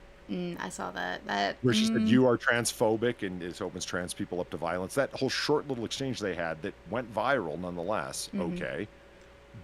I remember when I showed that clip that had only happened shortly before, and everybody used it for understandable reasons because the lady's nuts. This is normal for them. And I said, you have to understand something. It's like, this is crazy. How can anyone, what a great moment for Josh Hawley. And I said, yes, for the people who support Hawley, you have to remember this UC Berkeley law professor, she's going to go back to Berkeley to high fives in her faculty. Like, she showed him. And it's like, how could anyone claim that? And I said, you have to understand, she harangued him, stood up to him, told him in his white supremacist ass what the real deal was. Look at the fallout from leftists on Twitter, from other representatives, from all the usual suspects, Ocasio-Cortez. And she said, she calls Hawley a insurrection saluter in her tweet about it. She goes, thank you so much, Professor, for standing up to, Hawley's called a white supremacist and so on and so forth. He's a white supremacist because he asked, did you mean women by this? And it's like, not exclusively. Okay, so this really isn't just a women's issue then, meaning abortion. Other people are open to having children, like, et cetera, and then the whole thing went on. I mean, it was a hearing about Roe v. Wade and its impact and what's the problem with it going down to the states to deal with it. as opposed to being federal law based on a non-existent constitutional right, as the Supreme Court found. Yeah. And I'm not saying that is my opinion. I'm saying that was the Supreme Court's finding. What's the problem with this? And she responded by, Holly said, you keep saying persons capable of giving birth. What do you mean by that? Do you mean women? Because you're saying it's a women's issue at the same time you're also saying, you keep repeating women's capable of giving birth. Are those the same group? And then her crazy worldview was on full display. But the response tells you a lot. What are people willing to accept? A lot.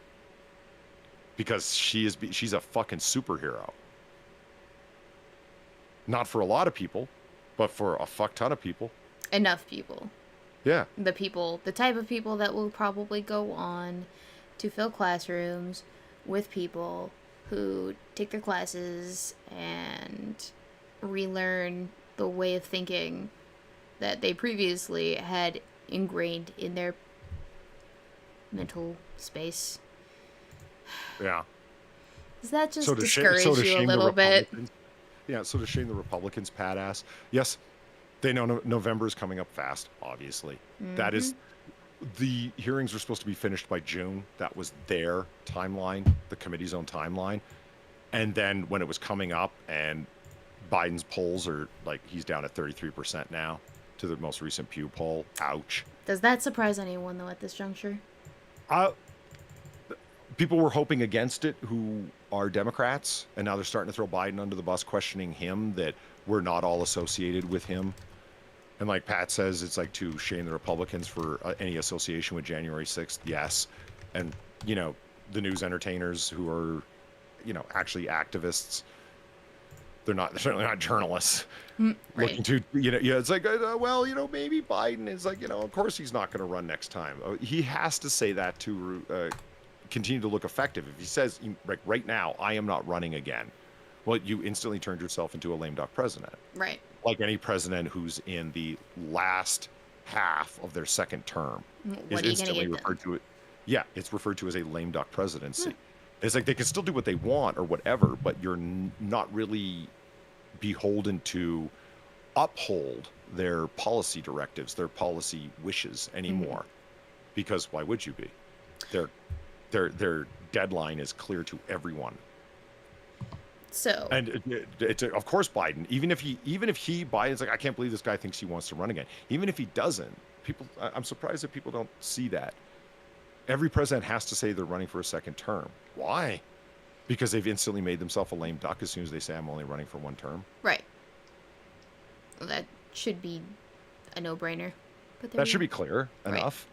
It's I can't believe Biden is so deluded. Well, I don't think he is deluded. There's no question. But I mean, on this matter, I don't think he is. I don't think he wants to run a second time. Not really. So he might try, but he won't have the party support in the end. Right. So, Polly, I actually pulled up the little snippet of video that you were talking about here, and I thought, the fun times. I thought the audience should know. So I linked it in the Poly image dump section of the Discord, so you can watch along if you want to. But okay, I would like them to have some sort of reference. I know. Thank you, Mr. Chairman. Thanks to all of the witnesses for being here. That's not what I wanted. Before I want to visit with you, Ms. Meskey, but before I do, I just want to clear one thing up. Professor Bridges, you said several times, you've used a phrase, I want to make sure I understand what you mean by it. You've referred to people with a capacity for pregnancy. Would that be women? Many women, cis women, have the capacity for pregnancy. Many cis women do not have the capacity for pregnancy. There are also trans men who are capable of pregnancy, as well as non-binary people who are capable of pregnancy. So this isn't really a women's rights issue. We can recognize that this impacts women while also recognizing that it impacts other groups. Those things are not mutually exclusive, Senator Hawley. Oh, so your view is that the core of this right then is about what? So I want to recognize that your line of questioning is transphobic, and it opens up trans people to violence by not recognizing them. Wow, you're saying that I'm opening up people to violence by asking whether or not women are the folks who can have pregnancies? So I want to note that 1 out of 5 transgender persons have attempted suicide. So I think it's important Because of for my us- line of questioning? So Because- we can't talk about it? because denying that trans people exist and pretending not to know that they exist. I'm is denying that trans dangerous. people exist by Are asking you? you if you're Are talking you? about women Are you? having pregnancies. Do you believe that men can get pregnant?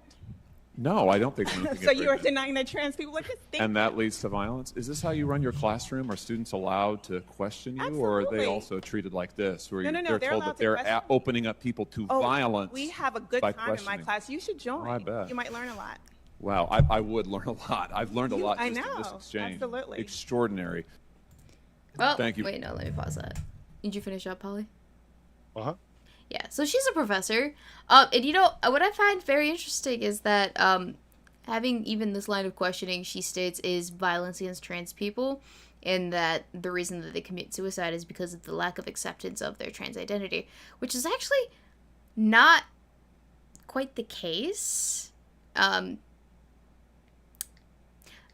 It's important to remember the reach that she just went through there, that it's like you've just opened them up to violence. And by violence, she means self-violence, because by self-violence, she's quoting the statistic of 1 in 5 attempt suicide. Right. So by not acceptance of their identity, but acceptance by recognition of their existence. You and people like you are claiming they don't exist. Therefore, they feel marginalized. Therefore, they attempt suicide. Therefore, you're responsible, QED. Right, but Really? disregarding... starting to call people with a capacity for pregnancy, or not calling... No, hang on. How do I want to phrase this? Because it gets super complicated because of the linguistic, hurdles that we have to jump through in order to transact this in our minds. But the act of calling a woman instead of a person with the capacity for pregnancy, is denying the existence of trans people. That's not, and is the result of why they commit suicide, essentially. That's not why that's not predominantly why trans people commit suicide. The reason is because they're well aware of the fact that they don't belong in the body that they are in. And no matter how much surgery they get, no matter how many hormones they take, no matter how far down the rabbit hole they go in terms of attempting to resemble that which they think that they are, or that which their brain tells them that they are because of their gender dysmorphia, they know, or it's never going to be perfect. It's never going to amount to what they want it to be. It will never be the ideal that they're striving for. And that's the unfortunate truth of the matter. But dressing it up with language like this, that's not going to help cases where this is the case. Because the rate of suicide for trans people, I believe, is 40% before, and it's still 40% afterwards. Or it's actually, it's somewhere near that amount. If I'm correct. It's still a high number, and it's not because people still don't, affirm them, because plenty of people do affirm them, and, plenty of people don't, but that is how people endure the world. The issue is that they're not happy with themselves before, and they're not happy with themselves after. I was watching an interview with Blair White, who still has me blocked on Twitter, by the way. But I was watching an interview with her about a person who detransitioned, but they'd had all of everything wrong happen with them in their journey, during, before, after, and they were one of those members of the trans community that had botched bottom surgery and now no longer could function as a male or as a female. God damn. And yet was, relegated to this life forever and ever and ever, because you can't exactly go back from that once you've inverted. You can't uninvert and have the same situation, but they're still detransitioning. But they're in this weird flex of, I am forever on this medication because I have essentially neutered myself. And now I need to take testosterone in order to be normal. but I'm allergic to all the testosterone taking methods. But I still need to take it, otherwise I have to go back on estrogen, because you have to have one or the other, certain amounts, I guess. But it was crazy to me, and that's, I think, a big part of the conversation that we're missing is the actual truth of the matter, not the manufactured one that makes everyone feel good, but the actual rough, hard truth of, okay, that sounded sexual, but you get what I mean. The bad truth that goes along with people with this unfortunate disconnect in their brain that says, I was born this way, but I'm actually more this way. Are you metal? Are you metal? Are you? I think mental. Oh, was going mental. There. Yeah. Both Simon Wilkins and Smoking Rat, and I'm sure others as well, Right. took notice of the thing that grabbed me very strongly watching that clip for the first time is, are you? I would call that, like, this would be my description, which is subjective from my own perspective. I would call that petulant haranguing. That's the way. Yeah, that sounds about right. That's the way a caregiver would talk to a small child in terms of condescension, because you do condescend when you talk to a child. Well, yeah, of course. You have to. That's what's insulting about talking to another adult that way. You're talking to them as if they were a child, right? It's like, did you take the cookie from the cookie jar? And the kid sits there shuffling their feet, looking at the ground, and it's like, did you? Like, you can harangue a kid like that, because you will answer the question. You can't get away with not answering it. You've done something that's wrong. I know you did it. You took the cookie from the cookie jar.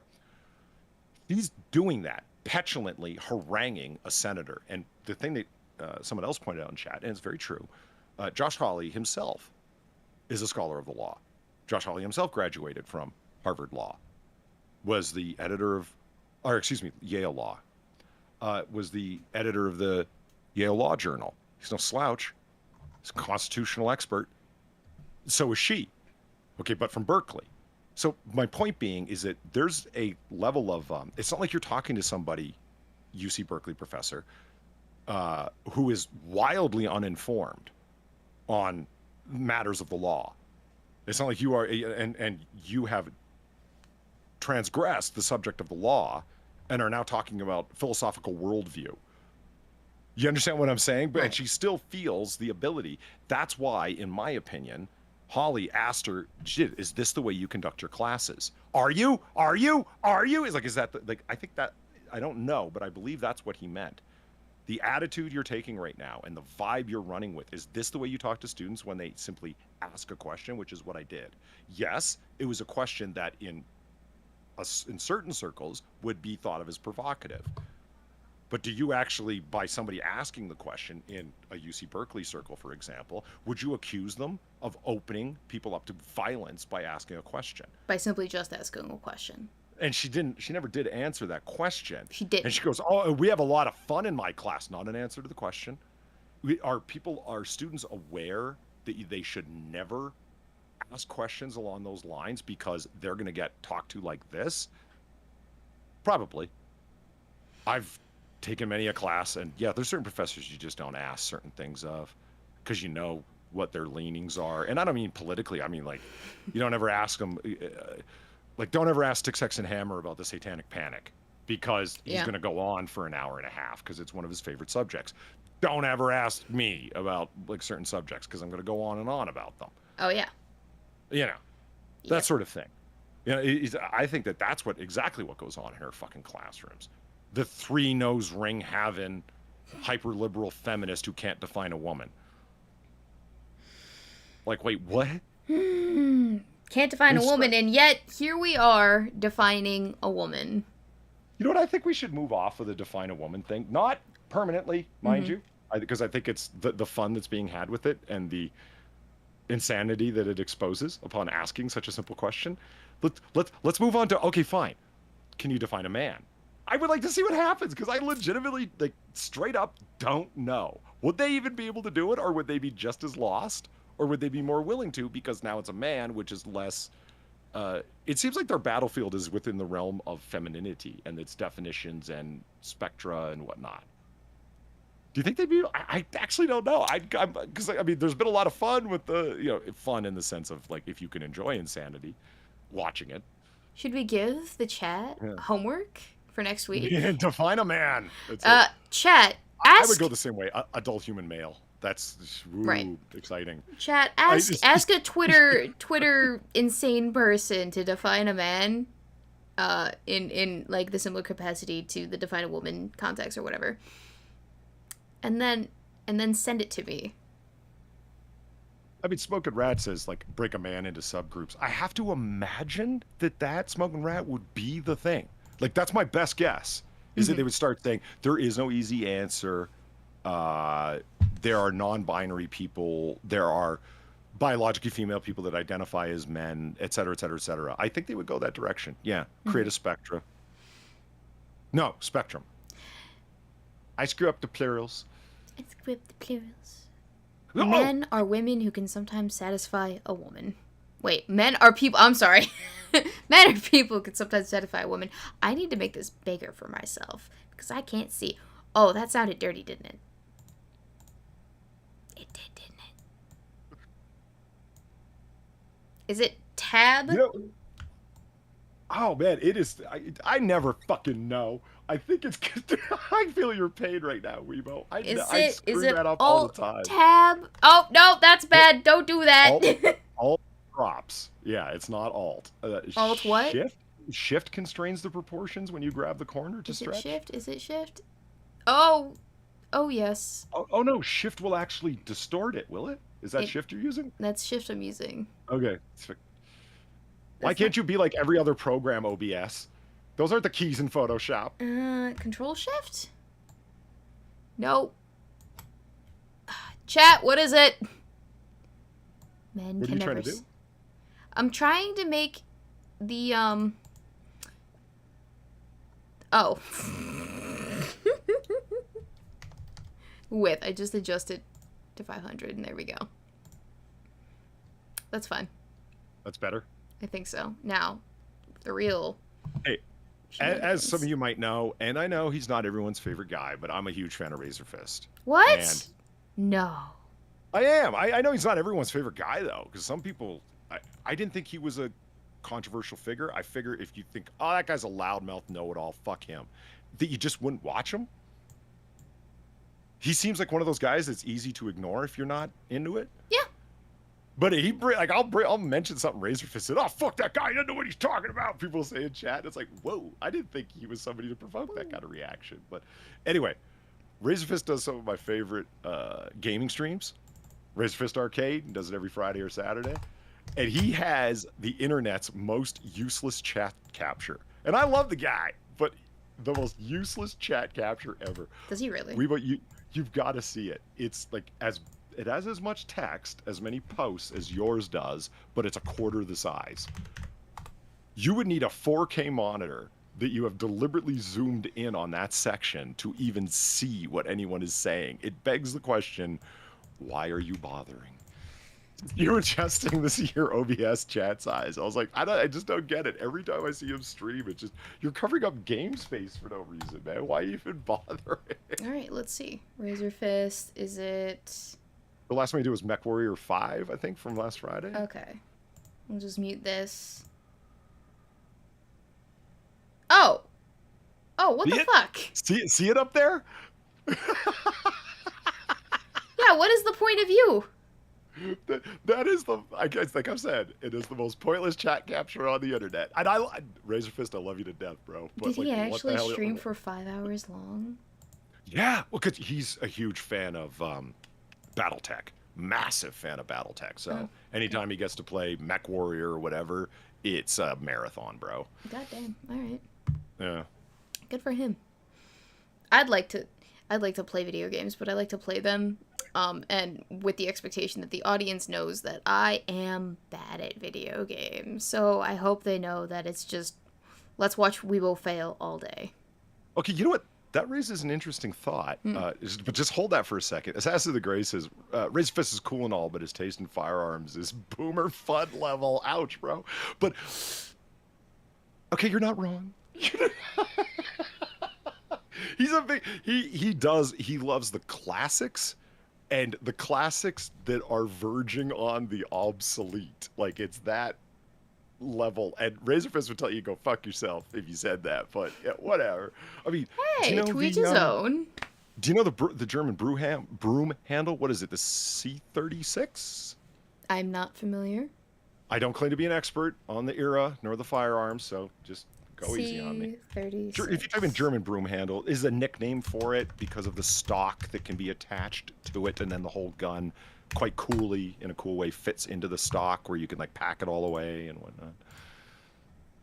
C96, thank you, Assassin of the Grey. The C96 Mauser, yeah, that is his favorite handgun, hands down. Is it really? Mm-hmm. And it is This one? brutally out of date, underpowered, unreliable. I mean, I appreciate it for its history in firearms and its history in the development of firearms. And I'm, again, no expert on it, so I can't say what influenced it and then when it went on to influence. But it's an interesting gun. It is like the central design inspiration for Han Solo's gun. I mean, there's some cool things about it. But Well, is that's this cool. really like a modern gun to be defending your home with? I'd say probably not. Would Dale it Pullman's like, actually- yeah, the Solo gun? Yeah, exactly, right? Would It's- it take anyone down though? Yeah, okay, Zed Hero and Adam Phillips, everyone with the C96. Everyone knew right away. There you go. Thank you. Of course it would. Like, I mean, it's a 22 camp gun, like meaning like a 22 revolver with a cool 10-round cylinder. That could take someone down. But is it your best choice is the question. And probably No. not. Or definitely not. The answer is Yeah. no. And if you're going to get I would imagine, again, don't know because I haven't looked, a reasonable quality condition C96 is going to be pricey. Like, so with the money you're putting out, you could go buy like a $400 modern handgun that would do the job a lot better. Yeah. But he loves the classics, man. Yeah. I need to get another new gun. But I need to finish working on my aim for the other two first. Yes, you do. I've decided Oh, I'm not going to get So that another wa- gun until I've mastered the previous two. why don't you get into the dry fire regimen with me? I'm starting another cycle. I do need to do that. Where do I get... I need to buy ammo for that too, right? Like, blanks. You do, but not as much as you'd think, because the idea is you're doing it's like, you know, like an exercise regimen or a stretching regimen or whatever, right? Yeah. It's a dry fire regimen, so you do 4 days a week dry fire, 1 day a week live fire. You know what I mean? Or 5 dry fire, 1 live fire, but you always take a day or two break. All right. And the You can just it's buy not them. the only book by any stretch of the imagination, but a great book is Steve Anderson's Refinement and Repetition. It's available on the Amazons. Yeah. Yep. They have shotgun ammo. So you only need enough 9mm to go to the range once a week and get off at least 100 rounds. The idea being, even if your magazine holds more than 10, only load 10, so you can go through 10 magazine cycles. Okay. Mine only, so if we're talking about the Kimber, only holds 7 rounds. Okay, there you go. Well, you're all the better off, so that's that many more magazine cycles. Okay. Yeah, I can do that. I just need to find the money to buy it. I'm a little bit tapped out after this last 3 weeks. Fair enough. You can buy blanks for dry fire, sure, Smoking Rat. Like, if you want the feeling of a round being stripped off the magazine to be there, as opposed to not, and depending on the design of gun, unless there's a round at the top of the magazine, the slide won't go forward. I'd like to have that experience. Because that's how I'm Yeah. going to be firing normally. Yeah, so you can buy snap caps, Yeah. which is actually a brand name, I think. It's Snap like Kleenex. It's extended beyond the item itself. You know what I mean? Snap caps. Oh, you can. Yeah, they're aluminum milled, precisely shaped. Reusable construction in various calibers for dry firing practice and safe firearm storage. Yeah. Ooh. They have 9mm Luger. And it's a lot easier on your gun to drop the slide when there's a round at the top than dropping your slide on an empty chamber. That's harder on your gun than a lot of people think it is. So I just buy this and then I can reload the same blanks. Of course. Oh, I like this idea much forever. better. You know, or if you have a friend who reloads, like me, but in a reasonably close... reasonably close distance. Yeah, reasonably close distance. You can just get him to load some dummy rounds for you, which is what I did. Yeah, I think I'll do that. And I think I'll get old boyfriendo in on that too. Definitely save us range ammo. I don't think he needs to dry fire practice with me though. No. No, he's already a decent shot. So you put a hootie up on the wall, and you, you do your thing. Huh. I can just do it at home. I don't have to go to the range. That's right. And the idea is that it, like a golfer breaking down elements of the swing and deconstructing and reconstructing their swing, Steve Anderson and the other books for dry fire practice break down the element of the draw and the fire.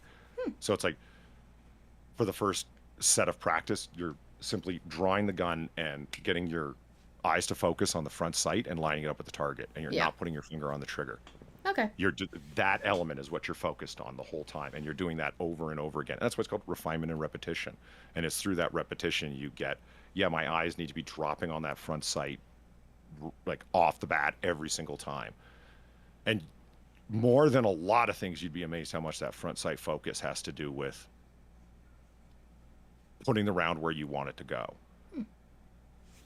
It alleviates more of the anticipating, so you're shooting low and to the left. You know? Yeah, the low is from your anticipation, your left is from bad trigger pull, or less than ideal trigger pull. Gotcha. Okay. Yeah, I like this. Yeah, I will order get that muscle memory down, get that practice down. It feels like really old school, comfortable. It's, you don't think about how to reach out and grab the glass to take a drink. You just do it. You know how to slightly turn the glass towards you and how far to tip it, et cetera, because you've done it tens of thousands of times. And you did it correctly because you didn't spill all over yourself. So you know you did it right. I do spill on myself at times. Are you a naturally klutzy person? Yes. Are you? That's okay. I am. Well, with firearms, you can train out of that, if you know what I mean. It's... Yeah. I'm too klutzy for my own safety. Which is why everything I do with my firearms is completely intentional. I said, that's an interesting idea, and I should put a pin in that.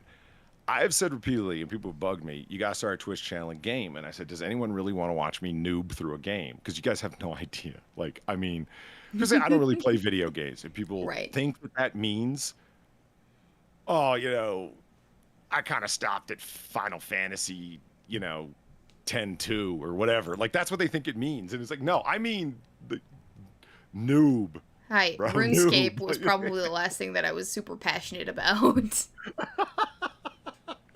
I don't have ASD down. I mean, noob. Do you understand? Like, people have a very interesting perspective on what not being accustomed to video games means. Like, the wealth of knowledge and skills that people have at playing video games, I don't think that they appreciate that. Like, that other people don't have that. You know what I mean? So it's like, I'm not very good at video games, or I haven't played them or whatever. It's... Well, Polly, if you would like to play video games with me, who is also a complete noob at video games, we could make a fun time out of it, I'm sure. Well, see, this is what I'm saying. I'm going to start my Twitch channel because I got the camera to do so, and I got the boom arm for the camera to be able to position it above. And I was going to start with painting streams. A lot of people do painting streams. I thought, that'd be fun because it'd be a hangout with chat, basically, to talk shit while I'm painting and whatnots.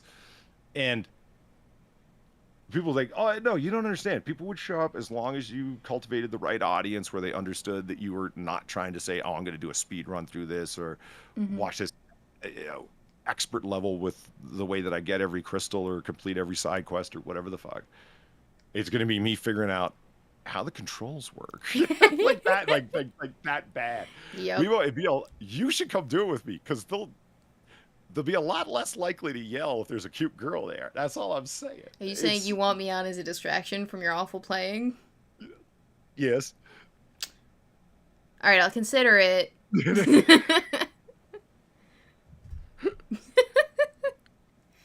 I'll consider it. And on that note, we are actually over 2 hours, Polly. And I have to go to bed. I have to actually go to work tomorrow morning and be productive. Like off or on-site work. You're not allowed to be at home. No, that's Wednesdays. Brutal. No, you did not hear nude video games. I did not say nude video games. I said noob. It's different. Snoopy. Trying to get me to do shit that I'm not ready for. Yeah, that should be Zelthor just said. We're talking Zelda 1 here. Like that should be it's like, welcome to the first Polly and Weebo stream, and we're gonna play some video games. And like what comes up is Pong. It's And it's Pac-Man. exactly. We're gonna play head-to-head Pac-Man, y'all. Let's go. But anyway, so yeah, let's talk about doing video games, because I feel like people would enjoy our suffering through, like, I don't know.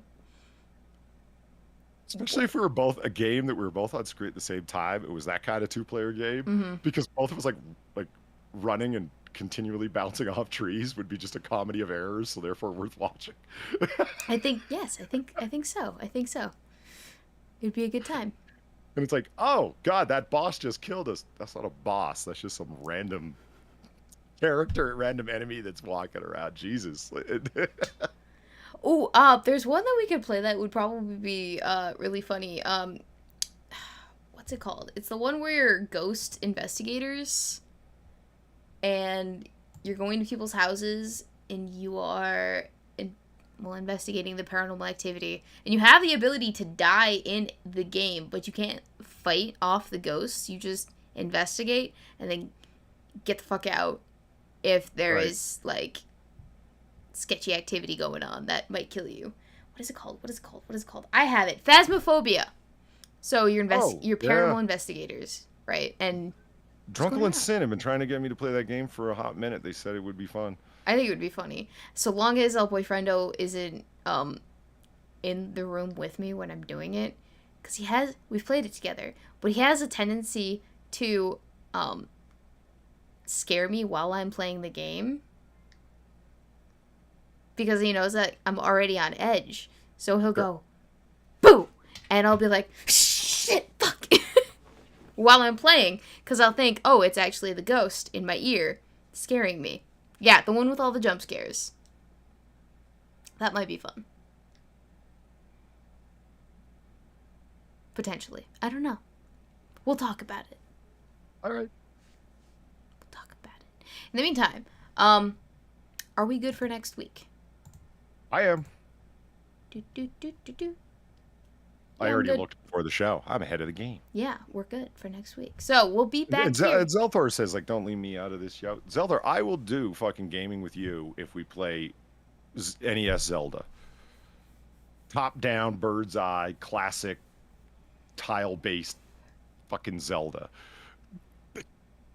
The one that Zelthor said he can't stand. He's all Macarena of time and whatnot, Okay. And Shadow of the Realm, or what is it called? Breath of the Wild. Breath of the Wild. The Shadow of the Realm. That's the same thing, right? Close enough. Everyone knows what I mean. And yes, I know it's not Macarena of time. I just like fucking around. Right. Yeah. So we'll talk about it.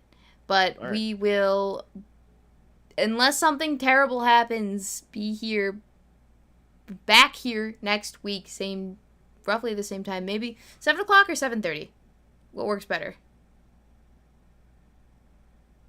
Because I have it in my calendar for 7 o'clock, but we did it at 7:30, so it wouldn't be the same time if we did it at 7 o'clock. So I'm asking to clarify. 7's fine. Okay. So 7 o'clock next week. 8 o'clock for normal people. It's 7 o'clock Central Standard Time for everyone that matters. And 8 p.m. Eastern for everyone that lives where it counts. And then, of course, 8 a.m. for our fans off on Christmas Island. Indeed, yes. And we will be back here at that time next Sunday. Same channel, same Polly, same face. Polly, do you have anything you want to show before we hop off? Just whatchamacallit this week, AAA this week. I'm trying to figure out a way that I can do midweek noir bars. I'll think about it.